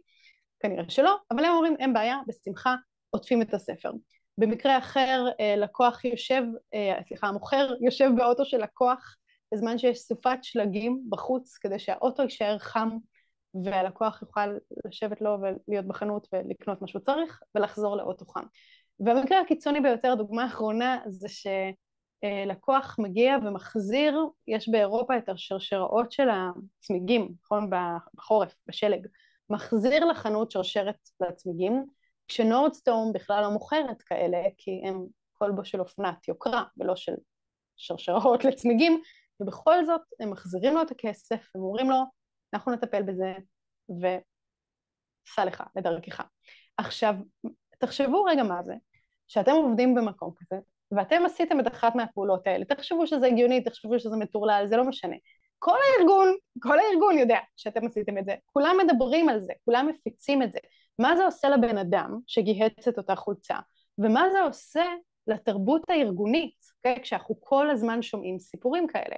אז בעצם סיפורים זה כלי שאנחנו יכולים להשתמש בו כדי לייצר וכדי להרחיב תרבות ארגונית. בין אם זה במקום שאנחנו כבר נמצאים בו, והנה אתם כותבים כאן גאוות יחידה. מעולה, זה בדיוק זה, נכון? אז בואו נביא סיפורים של מה שהיחידה שלנו עשתה, כדי לייצר איזושהי נורמה, כדי לייצר איזשהו ערך שהוא הדבר שמביא לי משמעות, נכון? הוא הרעיון, שאני אומרת, הנה, אנחנו בנתינה אחד לשני, אנחנו בהקרבה, אנחנו תמיד באומץ, נכון? זה הגאוות יחידה שנוצרת לא מזה שאנחנו סתם זורקים סיסמאות, אלא מזה שאנחנו מביאים סיפורים בשטח. עכשיו, אני רוצה לשאול אתכם, וזה אולי יהיה מעניין במיוחד למי שכרגע מחפש עבודה. מה לדעתכם מנבא משמעות בעבודה? מה זה אומר מנבא? זה אומר מה אני צריכה לדעת על מקום מסוים כדי לנחש מראש כמה משמעות העובדים ירגישו בו. האם זה איזה סוג של עבודה עושים במקום הזה? מי אנשים שעובדים שם? כמה כסף מרוויחים שם? מה צריך לדעת על מקום עבודה מסוים או על צוות מסוים כדי לנחש כמה משמעות עובדים מרגישים שם? אז אתם כותבים שיחות עם עובדים, אבל מה זה שיחות עם עובדים? מה הדבר הספציפי שאני צריכה לחלץ בשיחות עם העובדים? מהו המידע שמעניין אותי? אז אתם כותבים כאן מערכות יחסים טובות, להתחבר לאווירה, התנהלות חברתית, תודה, מנהל הישיר, ליכוד חברתי, ערכי החברה, אוקיי, אז אתם כותבים הרבה על הסיפור הזה של הקשר, מאוד מאוד מעניין, דרישה, יפה. אז זה מחקר של חוקרת בשם טטיאנה שנל, שהיא חוקרת באוניברסיטת אינסברוק באוסטריה, והיא לקחה שורה של המון תפקידים, ערכי הרעיונות מאוד מעמיקים, והיא הגיעה למודל שבעצם מנבא משמעות בעבודה, שאומר, אם אני מבינה על אנשים את הדברים האלה, אני יכולה לנחש בסיכוי גבוה אם הם מרגישים או לא מרגישים משמעות בעבודה. ואני רוצה להראות לכם את השלושה מנבאים, את השלושה גורמים שהגיעו למקום הראשון, שהם הדברים הכי חשובים בשביל להעריך משמעות בעבודה. והגורמים הם כאלה. גורם מספר 1, האם העבודה שלי חשובה ומשפיעה? מה זה אומר האם העבודה שלי חשובה ומשפיעה?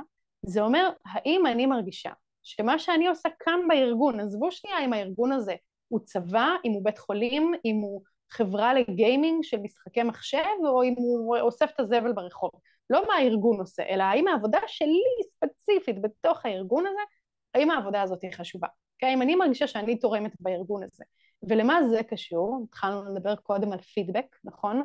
על האם מישהו אומר לי, נכון, האם מישהו מראה לי שזה חשוב שאני כאן, שאני עושה את התפקיד הזה, שהאופן שבו אני מילאתי אותו הוא קריטי למישהו, זה גורם מספר 1 במשמעות בעבודה, ואני חושבת שזה נורא מעניין, כי בטח בנקודה שהרבה מכם נמצאים בה, יש את המקום הזה של רגע, משמעות בעבודה זה להציל חיים, למול רגע לתכנת באיזה חברה, נכון? כזה אני מסתכלת על הדבר עצמו, ואני אומרת, לא, ברור שזה עניין של מה הארגון עושה, אבל אז אנחנו חוקרים את המקצועות, ואנחנו אומרים, רגע, הדבר שהכי משפיע, זה אם אני מרגישה שהעבודה שלי בתוך הארגון היא משמעותית.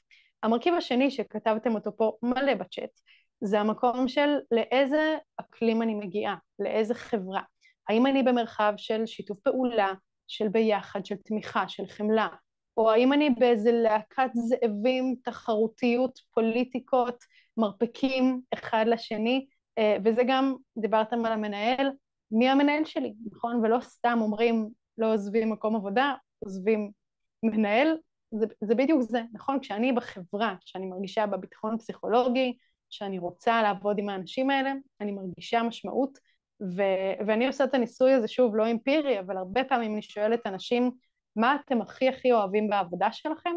התשובה הכי נפוצה שאני מקבלת, זה את האנשים שאני עובדת איתם. האנשים שאני עובדת איתם. וזה משהו נורא מעניין לחשוב עליו כשאנחנו מחפשים עבודה, ואנחנו מחפשים משמעות. אז אנחנו הרבה נחשוב על מהו התחום, נכון? אבל אנחנו קצת נזניח את המקום של, רגע, מי הצוות? איך התרבות הארגונית? איך עובדים ביחד? ועל הדבר הזה דברים יכולים לקום וליפול. והמרכיב השלישי בתורו היה המרכיב של מה הארגון הזה בעצם עושה.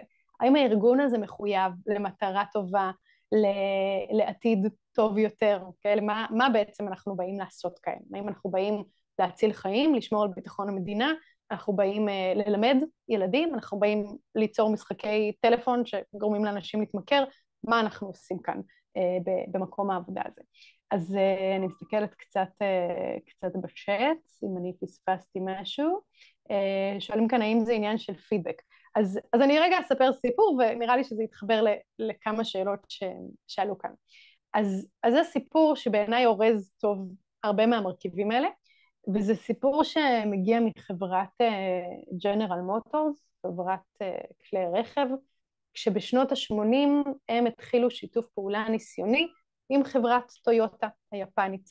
ולג'נרל מוטורס הייתה בשנות ה-80 בעיה, היה להם איזה מפעל אחד לייצור כלי רכב, שהוא היה באמת המפעל הגרוע ביותר בפער משאר המפעלים, זה היה באמת מפעל פח על סף סגירה, היו שם 20% של היעדרויות מהעבודה, זה אומר שאחד מכל 5 אנשים פשוט לא בא לעבודה כל יום, אנשים שתו אלכוהול תוך כדי שהם עבדו, והרמה הכי קיצונית הייתה שאנשים ממש שתו תוך כדי שהם עובדים וחיבלו בפס הייצור, אז תדמיינו שהעבודה של בן אדם זה לבוא ולהרכיב אוטו, ותוך כדי שהוא בא להרכיב את האוטו הוא בעצם משחית אותו, אוקיי? זאת הייתה הרמה של המפעל, ובאמת הוא היה על סף סגירה, ומה שהאמריקאים החליטו בג'נרל מוטורס, הם אמרו בוא ניקח את היפנים ונראה אותם פה, אוקיי? בוא נראה אותם במפעל הכי גרוע שלנו. והיפנים הגיעו עם תפיסה שלמה שהם הביאו איתם, יום אחד מסתובב שם הנכד של המייסד, וקראו לו טויודה, מייסד הוא טויוטה, וטויודה מסתכל והוא רואה את אחד העובדים, קוראים לו ג'ון, מנסה להרכיב את הפנס של האוטו, והוא לא מצליח, והוא מנסה להרכיב וזה מסתבך לו וזה נופל, והוא מנסה להרכיב וזה מסתבך לו והוא נופל, וטויודה ניגש לג'ו ואומר לו, בוא ג'ו תעצור בבקשה, תמשוך באנדון. מה זה האנדון? האנדון זה כבל שמחבר את כל התחנות של המפעל, ואם מושכים בכבל הזה, אז מה קורה? מפעל עוצר, הכל עוצר. עכשיו, למשוך בכבל הזה זה לא עניין של מה בכך, כי כל דקה שהמפעל עוצר עולה כסף לחברה, עולה $15,000 לחברה, וג'ו מאוד מאוד נלחץ, הוא אומר לו, לא, סליחה, אני יכול לתקן את זה, והוא לא מצליח לתקן את זה, ושוב, טויודה אומר לו, בוא, תעצור, תמשוך באנדון, הוא אומר, לא, אני יכול לתקן את זה, ככה יש כמה דקות שהוא מנסה להגיד לו לתקן את זה, וזה לא עובד, ובאיזשהו שלב טויודה ניגש אליו, לוקח את היד שלו, הם הולכים ביחד לאנדון, מושכים, וכל המפעל עוצר. עכשיו כולם כזה מסובבים את הראש, אומרים מה קורה, מה הולך לקרות לג'ו המסכן הזה, ומה שקורה זה הדבר הבא, טויודה ניגש לג'ו, הוא אומר לו, ג'ו, בבקשה תסלח לי, אני עשיתי עבודה גרועה, אני לא הדרכתי את המנהלים שלך לגבי החשיבות של הפסקת קו הייצור כשיש איזושהי בעיה. אתה החלק הכי חשוב במפעל הזה, ואני מבטיח לך שאני אעשה כל מה שאני יכול כדי לא לאכזב אותך. ואז הוא עושה דבר מאוד יפני, הוא קד לו קידה. ותדמיינו רגע איך זה נראה מהצד של העובדים במפעל הזה, שכל כך רגילים למשהו אחר, אנשים שם נפלה להם הלסת, אבל הדבר הזה לאט לאט, כמובן זה סיפור אחד מתוך רבים, שינה את הגישה לגישה שאומרת, רגע, מותר לעצור, מותר לבקש עזרה, מותר להגיד אני לא יודע, יש למנהלים תפקיד בלהדריך את העובדים, והמפעל הזה לאט לאט הפך תוך שנה, מהמפעל הכי כושל של ג'נרל מוטורס למפעל המצליח ביותר, אחוז ההיעדרויות ירד מ-20% ל-2%, וזה הסיפור. עכשיו, הסיפור הזה לי הוא מאוד חשוב, כי הוא מזכיר לי כמה יש לנו את הכוח בתוך כל מקום, לא משנה איפה אנחנו נמצאים, ואני בטוחה שחוויתם את זה בהרבה תפקידים ובהרבה מקומות שהייתם, יש לנו את הכוח להרים אחד את השני, נכון? יש לנו כוח ליצור משמעות דרך האנשים שאנחנו משפיעים עליהם, איך אנחנו מתייחסים לאנשים אחרים, ויש לנו את הכוח גם להרוס משמעות, נכון? הדבר הזה הוא נמצא בידיים שלנו לשני הכיוונים, ואני יכולה לספר לכם סיפור אישי מהבית שלי, על הבן זוג שלי, הוא מסכים לי לספר את זה, אבל הבן זוג שלי הוא רופא, וכשהוא היה בהתמחות בנוירולוגיה, אז אני בטוחה ששמעתם לא מעט מקרים כאלה, ובטח גם תזדהו עם זה מהמקום שלכם, הוא עשה תורנויות לא סבירות של 30 שעות, נוירולוג יחיד בירושלים, אנשים מגיעים בלי סוף, לא אוכל, לא ישן, לא עושה פיפי, לא שום דבר. והוא היה ממש בדיכאון. עכשיו, הוא היה אומר לי, הוא היה מדבר על העבודה שלו, כאילו זה באמת הדבר הכי הכי לא משמעותי שיש. הוא היה אומר, מה אני עושה? נותן תרופה, מכניס צינור, מזיז מיטה, כאילו מדבר על זה הכי הכי טכני, כשהבן אדם ליטרלי מציל חיים של אנשים. ובהתחלה לא הבנתי את זה, אמרתי לו, איך זה יכול להיות? אתה באמת מציל חיים, זה לא לספר שום סיפור, אתה פשוט מציל חיים, איך אתה יכול להרגיש ככה? והוא אמר לי, את יודעת מה, תבואי פעם אחת ותראי את זה בעיניים שלך. ובאותו זמן אני ערכתי מחקר, סיפרתי לכם קודם במחלקה לנוירופסיכיאטריה, זה יושב באותו בית חולים, אז הייתה לי ממש את האפשרות לבוא לראות את זה, ובאתי איתו לתורנות אחת, קיבלתי חלוק ופשוט הסתובבתי איתו, כל היום הייתי הצל שלו, וראיתי איך הוא מתחיל ב6:30, 7 בבוקר, וכל היום יש מקרה חירום, אפילפסיה, שבץ, גידול במוח, ובאמת, מה לא היה שם? כשאין לבן אדם רגע, אין לו רגע, לא לשבת, לא לאכול, לא לנשום, לא לנוח, השעה כבר 2 בלילה, והבן אדם עוד לא ישב דקה, באיזשהו שלב הכנתי לו קפה, הוא גם לא שותה אותו. בקיצור, ראיתי איך כל היום, פשוט מכל הכיוונים צועקים עליו, מכל הכיוונים, החולים צועקים עליו, כי הם כבר 5 שעות במיון, ובן אדם שבא למיון מצפה לקבל טיפול באופן מיידי, מן הסתם, והבכירים צועקים עליו, כי כל המיון מפוצץ, עכשיו הוא נוירולוג בהתמחות, הוא לא מצליח לנהל את כל הדבר הזה, וגם כשהוא רואה, גם כשהוא כבר עוזר למישהו, הנה בא מישהו עם אפילפסיה, הוא עזר לו, בא מישהו עם שבץ, הוא עזר לו, אין לו זמן אפילו לראות את מה שהוא עושה, לראות את התוצאה הטובה, הוא כבר צריך לרוץ לבן אדם הבא תוך כדי שצעקו עליו, ואין לו שנייה זמן לנשום. ואחרי שראיתי את זה, הבנתי, אמרתי, אוקיי, אני מבינה איך גם במקומות שכאילו הם הכי משמעותיים, בן אדם יכול להרגיש חוסר משמעות מוחלט. ואני חושבת שזה מקום שהוא מקום מעניין לשאול את עצמנו גם מה אנחנו מייצרים עבור אנשים סביבנו, אבל גם בתוך איזה מסגרות אנחנו עובדים. והרבה פעמים זה לא הסיפור של רק מה אנחנו עושים, אלא בתוך איזה תנאים, בתוך איזה אווירה, עם איזה אנשים. הדבר הזה מאוד מאוד ישפיע על תחושת המשמעות שלנו, ולא סתם אני שומעת את זה כל כך הרבה עם אנשים שנמצאים כרגע במילואים, שפשוט מדברים על הצוות שלהם, אומרים, עזבו הכל, עזבו מדינה, עזבו פוליטיקה, עזבו זה, כאילו, אני בשביל הצוות שלי שם, אני לא משאיר את הצוות שלי לבד, להילחם שם, זה הסיפור פה. ואת הדבר הזה אנחנו יכולים לשאול את עצמנו, איך אנחנו מייצרים את התחושות האלה גם אם אנחנו במקומות אחרים, איך אנחנו מייצרים חברות ואמון ולסמוך על אנשים אחרים, הדבר הזה הוא חלק ממי שאנחנו, וזה שחווינו את זה כל כך חזק, יכול אולי להכשיר את הקרקע לאיך מייצרים את זה במקומות נוספים. אז אוקיי, הרעיון סוג של אחרון שאני רוצה לגעת בו, זה רעיון שגם מגיע מיפן. במקרה אין לי איזה אג'נדה יפנית סדורה, אבל ככה יצא, והיפנים מאמינים בדבר שנקרא איקיגאי. מה זה איקיגאי? איקיגאי זו תפיסה יפנית שאומרת, מאגדת בתוכה משמעות וחוסן ומוטיבציה ואושר. ביפנים, בעצם אם אני מתרגמת את המילה איקיגאי בתרגום חופשי, זה סיבה לחיות ולהיות.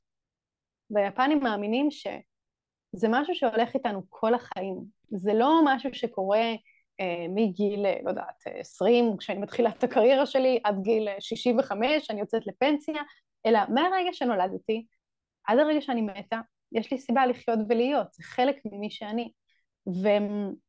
ובשביל למצוא את האיקיגאי שלנו, הם מציעים לנו 4 שאלות שאנחנו יכולים לענות עליהן.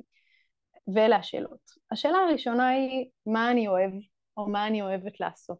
מה נותן לי אנרגיה, מה בא לי בטבעיות, מה משמח אותי? Okay? אלה השאלות של מה אני אוהבת. השאלה השנייה היא, במה אני טובה? מה הכישרונות שלי, מה המיומנויות שלי, איפה ההישגים שלי גבוהים, על מה אנשים אחרים מחמיאים לי הרבה. שאלה נוספת זה, מה העולם צריך? בעצם נחמד מאוד אם אני טובה בזה, ואם אני אוהבת את זה, אבל אם זה לא נותן ערך לאף אחד, אז זה לא חשוב, נכון? אז מה העולם באמת צריך, ובסוף גם על מה ישלמו לי כסף, נכון? אני צריכה להתפרנס. עכשיו, כשאני מוצאת את תחום החפיפה בין 4 השאלות האלה, אני יכולה לענות על 4 השאלות האלה בנפרד, אבל אני מחפשת משהו שהוא נמצא בתחום החפיפה של 4 השאלות, אז אני נמצאת בעולם האיקיגאי שלי, האישי שלי, האישי שלכם. עכשיו, חשוב לי רק לחדד, כי הרבה פעמים אנשים חושבים על השאלה של מה אני אוהבת ובמה אני טובה, כאילו זה 2 שאלות שהן בעצם אותה שאלה. מסתכלים על זה קצת כמו שאלה נרדפת.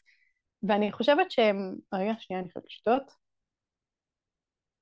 דיברתי כל כך הרבה שזהו, הלך. עכשיו, אני חושבת שאנחנו יכולים לשאול את עצמנו, איפה הדברים שאני עושה אותם, ובאמת אני מצטיינת בהם, אוקיי? אני באמת מגיעה להישגים טובים, מחמיאים לי עליהם, משבחים אותי עליהם, אבל זה מרוקן אותי מאנרגיה, זה גומר אותי, אני צריכה להכריח את עצמי, אוקיי? ואלה דברים שהם לא הדברים שאני אוהבת לעשות. עכשיו, אחת ההגדרות היפות זה בעצם ההגדרות של מה זאת חוזקה, אוקיי? מה זה החוזקות שלי? כי אני רגילה לחשוב על, רגע, חוזקה זה מה שאני טובה בו, וחולשה זה מה שאני לא טובה בו. אבל למרקוס בקינגהאם, שהוא חוקר חוזקות, יש הגדרה יפה. הוא אומר, חוזקה זה פעילות שמחזקת אותי, וחולשה זה פעילות שמחלישה אותי, אוקיי? עכשיו, אם זאת ההגדרה, נורא פשוטה, אז מי הבן אדם שהכי טוב בלהגדיר את זה? אני, נכון? אני יכולה להגיד מהם הדברים שאני עושה, שנותנים לי אנרגיה, שבאים לי בטבעיות, ומהם הדברים שמרוקנים אותי מאנרגיה. אז תשאלו את עצמכם רגע, נגיד על השבוע האחרון, מה הדברים שלא היה לכם כוח לעשות? ומה לעשות, זה חלק מהתפקיד, זה חלק מהעבודה, זה חלק מהתהליך, זה חלק מהמשפחה, זה מה יש, מה הדברים האלה, ומה הדברים שעשיתי בכיף, שבאו לי בטבעיות, שהזמן עבר לי מהר, שעשיתי אותם עוד לפני שמישהו ביקש שאני אעשה. תעשו רגע בראש שלכם, או אפילו תכתבו לכם, מה זה הדברים האלה. עכשיו, בתוך הקטגוריה השנייה, בתוך הקטגוריה של הדברים שעשיתי בכיף, שם מתחבאות החוזקות שלי, נכון? זה הרמזים, זה דברים שאני אומרת, הנה מה שבא לי בטבעיות ובאהבה. אז נגיד, סתם רגע דוגמה אישית, לא מהעבודה,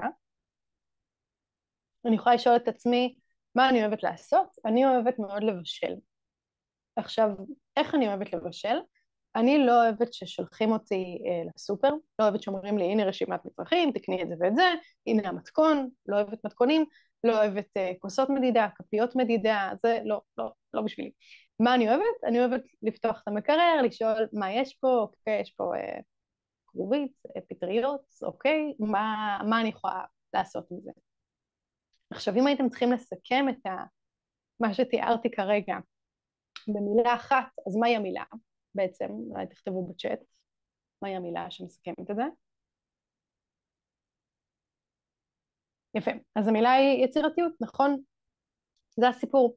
עכשיו, כל הסיפור הזה, לא מעניין אתכם ספציפית הבישול שלי, נכון? הסיפור הוא שהיצירתיות שלי, זה משהו שהוא חלק ממני, הוא חלק מהחוזקות שלי, והוא לא קשור לבישול, הנה הוא מתבטא בבישול, אבל הוא מתבטא גם בהורות ובזוגיות ובעבודה ובמצגות ובחברויות, הוא חלק ממי שאני.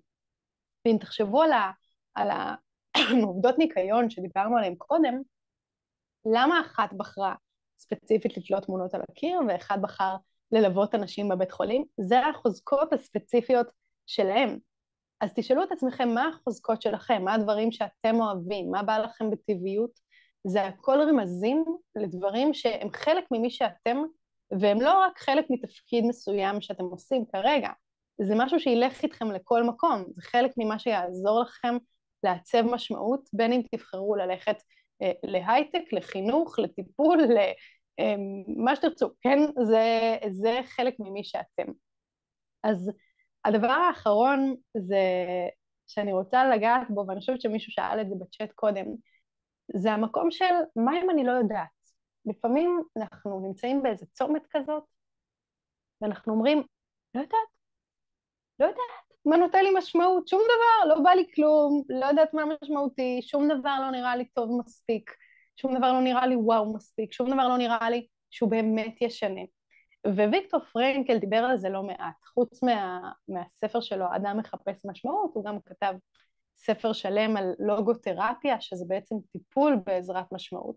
והוא אמר, בן אדם לא יכול לשבת על הספה ולחשוב על המשמעות של החיים שלו. בכלל, הוא אמר דבר מאוד מעניין, הוא אמר, יש את משמעות החיים, שזה הדבר המפחיד הזה, שאין לנו מושג מה התשובה אליו, נכון, מי יודע מהי משמעות החיים, ויש את משמעות בחיים, שזה אין סוף פעולות הקטנטנות שאנחנו עושים, שנותנים לנו ונותנות לנו תחושת משמעות. עכשיו הוא אמר, אני לא יכולה למצוא מה המשמעות שלי בחיים, מזה שאני אשב על הספה ואחשוב על זה, אני צריכה רגע לצאת לעולם, אני צריכה רגע להתנסות, והרבה פעמים מתוך העשייה, ותשאלו את עצמכם על התפקיד שעשיתם בשירות הצבאי, אני בטוחה שלפני לא ידעתם איך תרגישו, נכון? אבל היה שם משהו שהתחבר, שבכלל לא חשבתם שזה ילך לכיוון הזה, אבל פתאום משהו שמקליק. והרבה פעמים אנחנו באיזה צומת חדשה כזאת, שאנחנו פתאום יוצאים, והעולם פתוח. אז התשובה לא יכולה להיות בתיאוריה.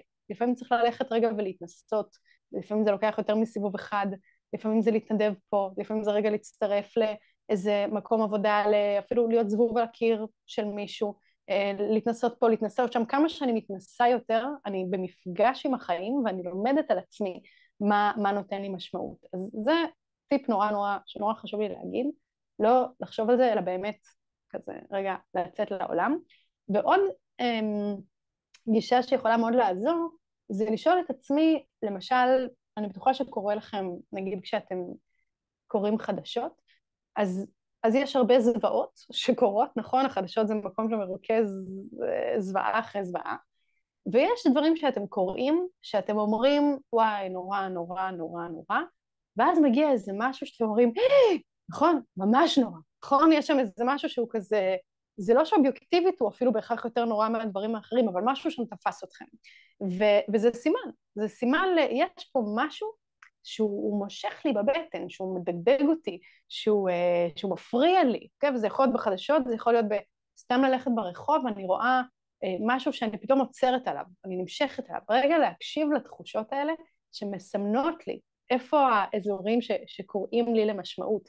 עכשיו, זה לא אומר שאם הכתבה שקראתי על התעללות בקשישים, חס וחלילה, זה הדבר שהכי הפך לי את הבטן, זה לא אומר שזה ספציפית מה שאני אבחר לעשות, אבל יש שם משהו שאם אני רגע אעשה דאבל קליק, אולי אני אמצא מה מפעיל אותי שם, אולי זה העזרה, אולי זה ספציפית החוסר צדק, אולי יש שם משהו, נכון? אז אני צריכה רגע ללכת עם הדבר הזה. אז הדבר האחרון, הנקדוטה האחרונה שאני אגיד לפני שאני פרד, זה על אותו סיפור של האיקיגאי, ובמחקר יפני שעשו באוניברסיטת טוהוקו טאו, מקווה שאני הוגעת את השם שלהם נכון, הם אספו 43,000 נבדקים יפנים, ובעצם רשמו באמת כל פרט לגביהם, גיל, מין, רמות שומן, סיגריות, חברויות, עבודות, איפה הם גרים, תעסוקה, מחלות, באמת אלכוהול, פעילות גופנית, מה הם לא אספו עליהם, מידע, מידע, מידע. ובנוסף לכל המדדים האלה, הם גם שאלו אותם, האם יש לכם איקיגאי? האם יש לכם משמעות בחיים? עכשיו, הנבדקים שאמרו כן, יש לי משמעות בחיים, היו בעלי סיכוי יותר גבוה, להיות נשואים באושר, להיות בעלי תעסוקה, משכילים, המשיכו לעקוב אחריהם שנים, וראו ש95% מאלה שאמרו שכן, יש להם איקיגאי, חיו, אוקיי? שנים אחר כך, לעומת 83% מאלה שאמרו שאין להם. אז זה לא רק עניין של אוקיי, יש לי משמעות, זה משפיע על תוחלת החיים שלי, והם מאמינים שזה לא קשור לגיל, בכל רגע בחיים יש לי סיבה לחיות ולהיות. והמספר האחרון שאיתו ניפרד זה המספר 744,600, אפשר לתת רגע של מבט במספר הזה, ואולי לנחש מה המספר הזה מייצג לדעתכם. כל מספר. אז המספר הזה מייצג את מספר השעות. שעות שאנחנו חיים בממוצע לפי תוחלת החיים העדכנית, אפילו העליתי קצת למעלה ל-85, ואני חושבת שגם בשנה האחרונה הבנו טוב מאוד שאף אחד לא מבטיח לנו גם את ה-85 הזה, אבל זה מספר ששווה להיות מיודדים איתו ולשאול את עצמנו, האם אנחנו משקיעים את שעותינו למטרה שנותנת לנו משמעות, למשהו שיש לנו למה, למה, לשם מה אנחנו עושים את זה, ואנחנו לא צריכים להציל את האנושות בכל דבר שאנחנו עושים, אבל גם אם אנחנו בחלקה הקטנה שלנו מתחברים למשמעות גדולה יותר, אז יש לנו סיבה לחיות ולהיות. אז תודה רבה לכם, מקווה שנהנתם, שזה היה לכם משמעותי. אם יש לכם עוד שאלות, אז בשמחה, היה לי כיף איתכם. אם יש כל שאלה שעוד לא קיבלתם עליה תשובה, תרגישו חופשי לגמרי לשאול. אתם תקבלו את המצגת, תקבלו את ההקלטה, תקשיבו לפודקאסט, תקראו את הספר, מה שבא לכם. אז שאלות.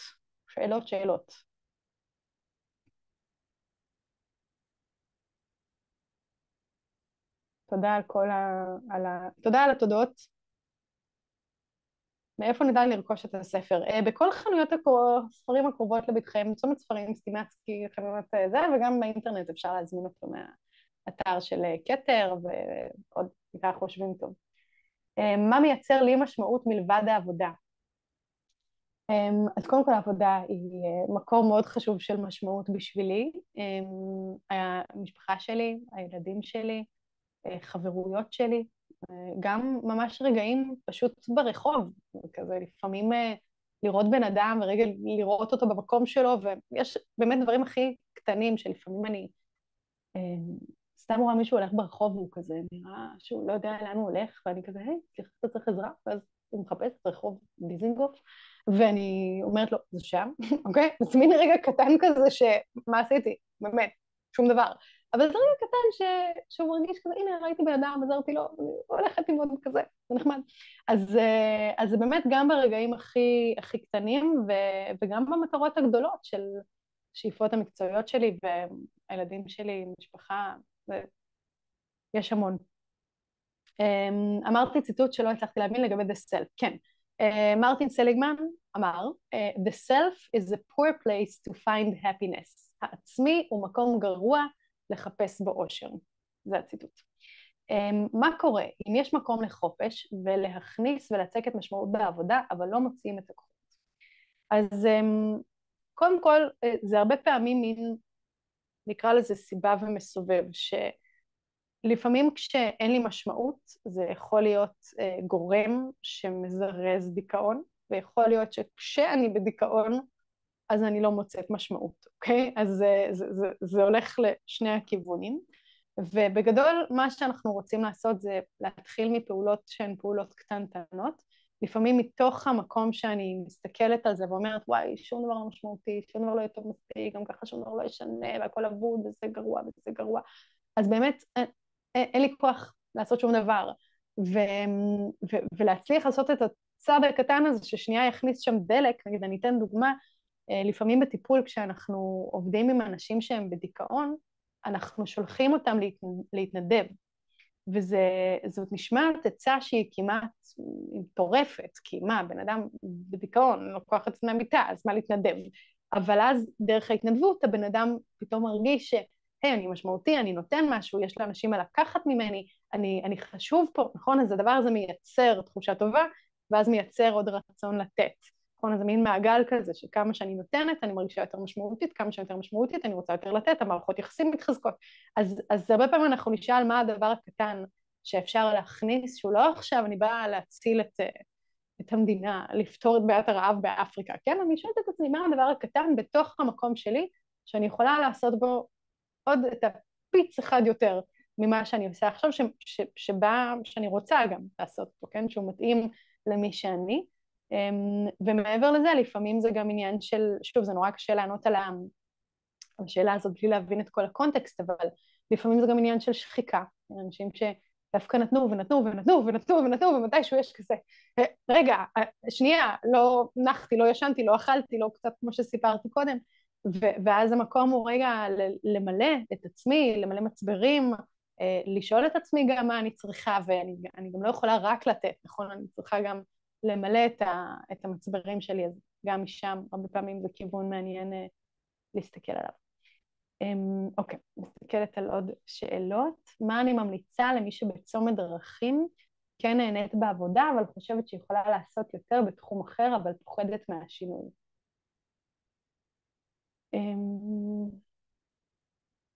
אני חושבת שיש פה כמה דברים. יש פה גם את העניין שכמה שאני יותר זמן בצומת, אז אני מתקשה להתחייב לאף אחד מהדברים, נכון?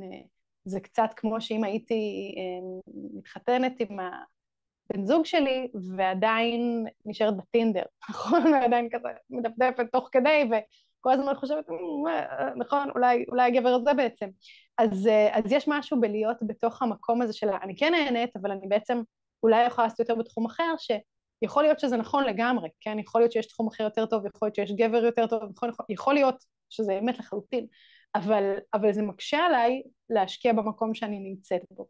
אז אני חושבת שכן לנסות לחתור לצעדים פרקטיים, שאומרים, נגיד, הגעתי למסקנה שכנראה יש משהו אחר שיותר מתאים לי, אבל יש משהו קונקרטי, ואני רגע מנסה אותו, גם אם עוד לא התפטרתי מהעבודה, כי אני לא רוצה עכשיו לזרוק את הכל ולהישאר בלי כלום, אבל אני מתחילה איזשהו, לא יודעת, חוג או התנדבות או לימודים, או אני מתחילה משהו בכיוון הזה שאני רגע באמת מרגישה, וזה לא נשאר בגדר מה אם, כן? מה אם יהיה לי טוב יותר במקום אחר?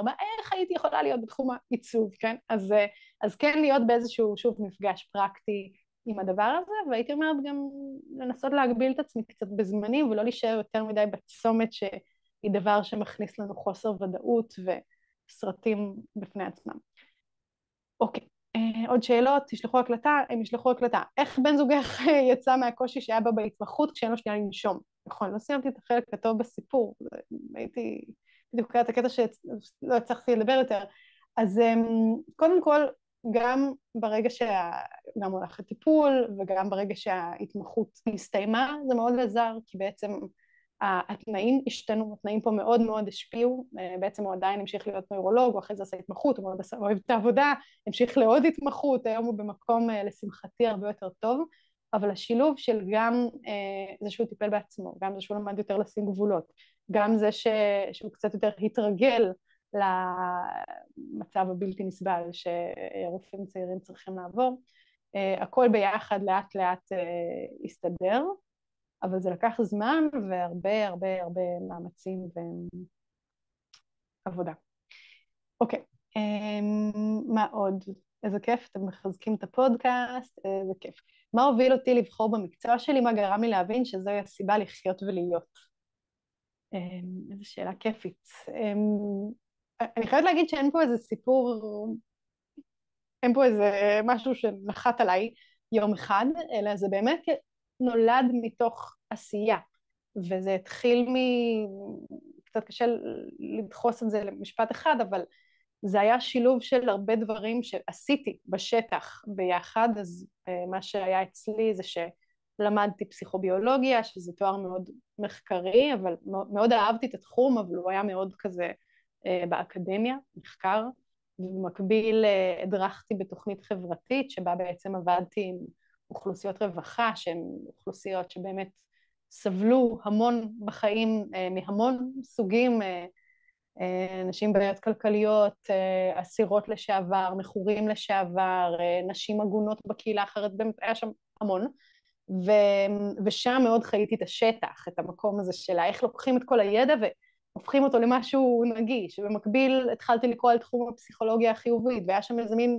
קליק כזה, אבל מתוך הקריאה, לא מתוך זה שיום אחד חשבתי איך יהיה פסיכולוגיה חיובית, אז משהו בשילוב של הדברים שעשיתי לאט לאט הוביל אותי למקום הזה של ההנגשה פלוס פסיכולוגיה חיובית, חיים, וזה התחיל מזה שבאמת לימדתי איזשהו קורס של פסיכולוגיה חיובית לאותן אוכלוסיות רווחה, וזה היה מאוד, הרגשתי משמעות מאוד גדולה, לא ידעתי שזה יוביל אותי לשם, אבל הרגשתי משמעות מאוד גדולה, בלראות את המפגש הזה בין הכלים שיוצאים מתוך האקדמיה לבין האנשים שחיים את השטח בצורה הכי הארדקור שיש, ומשם זה לאט לאט אמרתי, אוקיי, הנה, בוא ננסה לעשות קורס כזה לקהל רחב, שוב, אף אחד לא בא, היו לי איזה 8 אנשים, שילמו 300 שקל על קורס של 10 מפגשים, כן, זה לא שזה התחיל מאיזה משהו נוצץ, אבל זה היה מין עוד משהו ועוד משהו ועוד משהו ועוד משהו שלאט לאט הדרך כיוונה, מה עובד לי יותר, מה עובד פחות, איפה אני מרגישה משמעות, איפה אני לא מרגישה משמעות.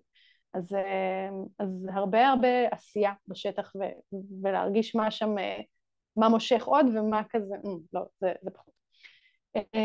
אוקיי, עוד שאלות, תודה רבה. תודה רבה. כשהורות פוגשת את העבודה, ומן הסתם ההורות יותר חשובה ומשמעותית, צריך קצת לוותר על ההתפתחות בקריירה, כדי להיות יותר נוכח כהורה. מקשה על תחושת משמעות בעבודה, צריך לבחור.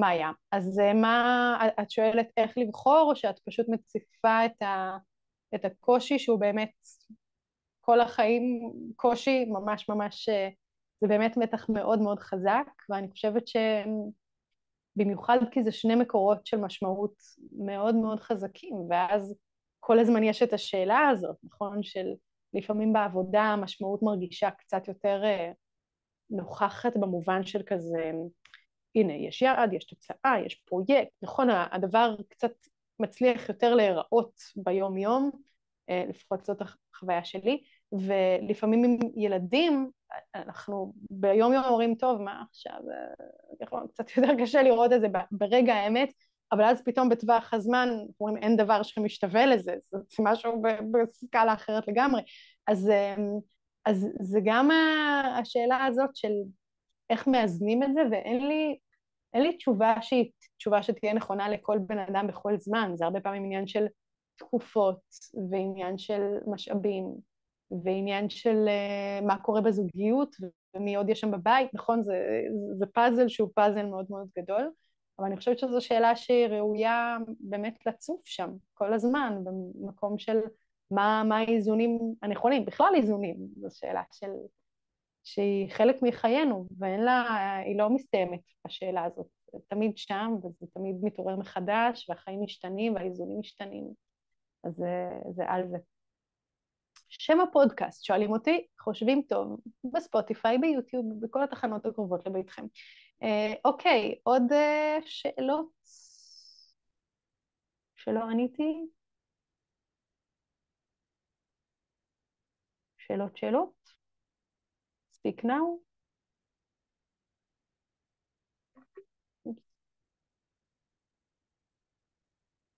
למי אפשר לפנות כדי שיעזור לי למצוא את האיקיגאי, אם לא מצליחים למצוא עצמאית?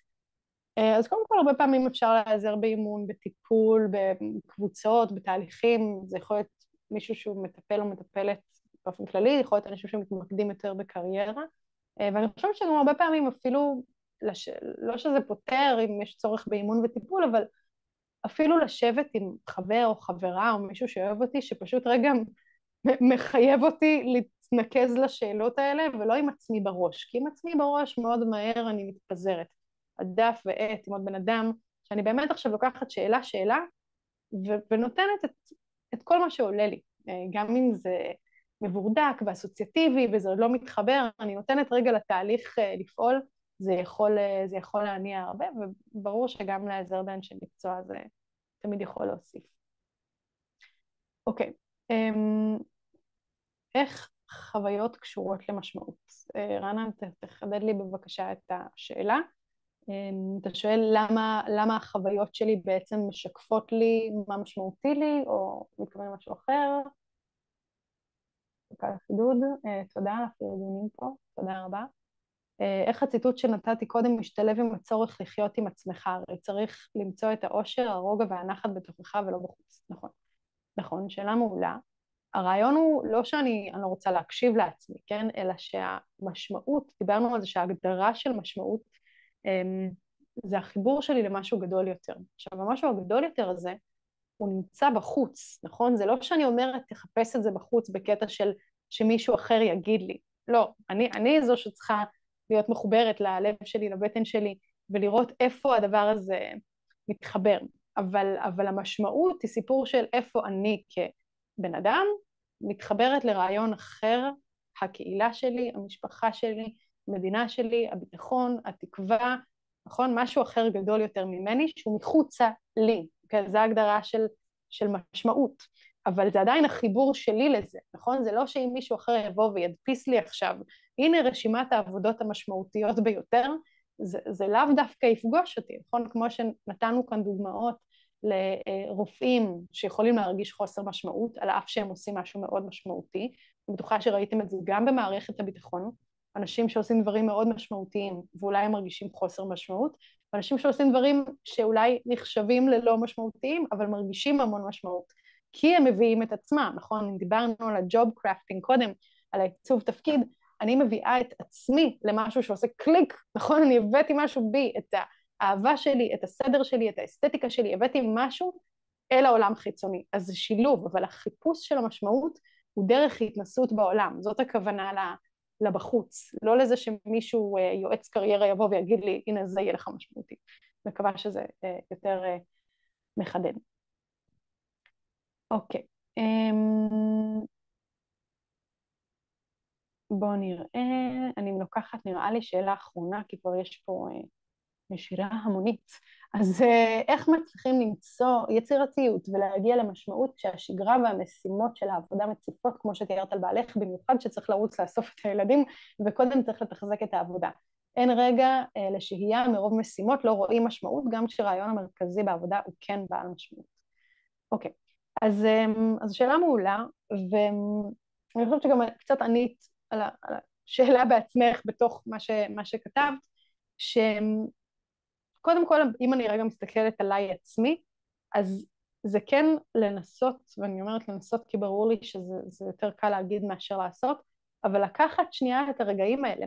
עכשיו, הרגעים האלה לא חייבים להיות שבוע עם עצמי באי, הם יכולים גם להיות, יש לי 5 דקות לפני שאני אוספת את הילדים, ואני יושבת עם עצמי באוטו או בבית, 5 דקות אני רק שנייה עוצמת עיניים, וחושבת על מה אני גאה בעצמי שעשיתי היום. או מה היה הרעיון הגדול יותר שאני מחוברת אליו. וזה יכול להיות גם ספציפית בתוך העבודה, אם אנחנו רגע עושים נגיד ישיבות, סתם ממציאה עכשיו ישיבת צוות, אז אני יכולה לדבר על כל הדברים הטכניים, נכון, מי עושה מה הפרויקט, מה המתי, מה המדדים, פטטטטטטה, ואני יכולה לעצור, וזה יכול לקחת דקה, כן? זה לא צריך לקחת את כל הפגישה, ולשאול, רגע, קורס משחק, למה אנחנו עושים את זה? למה זה מתחבר? מה המטרות הארגוניות הגדולות יותר? מה אנחנו מנסים להביא פה?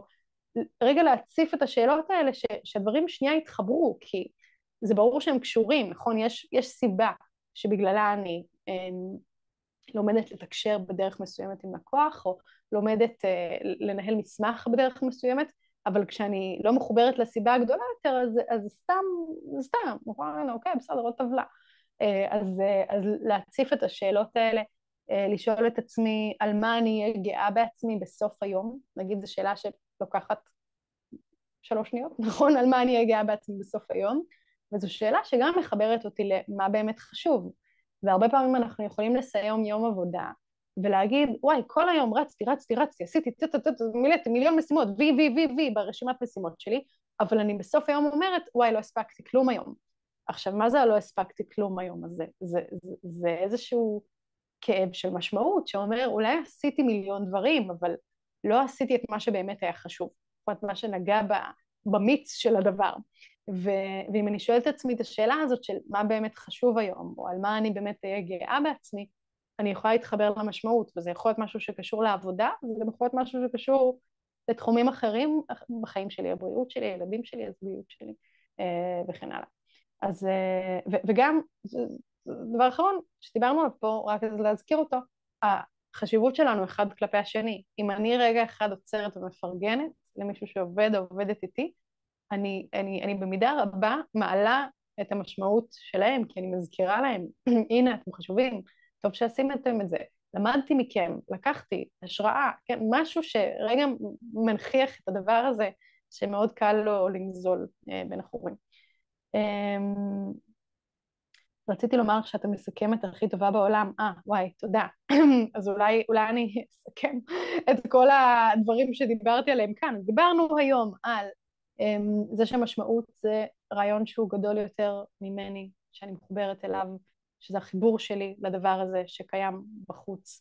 דיברנו על זה שמשמעות משנה את מה שאנחנו עושים, לא רק ברעיון, אלא גם במעשים בשטח. נתנו את הדוגמה של הטבח הצבאי, נתנו את הדוגמה של המחקר עם אחידות היגיון, משחק מול יכולות קוגניטיביות. דיברנו על זה שאפשר לצקת משמעות כל אחד בפני עצמו ולהשפיע על הארגון מהבוטום לאפ, ואפשר להתחיל גם מהאפ לבוטום, טופ דאון מה שנקרא. דיברנו על ג'וב קראפטינג, עיצוב תפקיד, דיברנו על הפצת סיפורים ככלי בעצם הרחבה של המשמעות והנגשה של הערך, דיברנו על פידבק כדבר חשוב, דיברנו על המנבאים של משמעות בעבודה, שזה כמה העבודה שלי חשובה, לאיזה אקלים אני מגיעה, ומה התפקיד, מה הארגון בעצם שאני עובדת ועושה. דיברנו על אוטונומיה ועל האפשרות שלה בעצם להרחיב את האפשרות שלנו לעצב תפקיד, דיברנו על איקיגאי, מה העולם צריך, על מה ישלמו לי כסף, מה אני אוהבת ובמה אני טובה, ובסוף דיברנו על זה שאנחנו יכולים גם לבנות משמעות וגם להרוס משמעות, ומקווה שלקחתם מפה דברים. זהו, נראה לי מספיק. אז לילה טוב, מקווה שנהנתם, ותודה רבה על ההזמנה, מקווה שיצא לנו שוב, ותודה על כל מה שאתם עושים.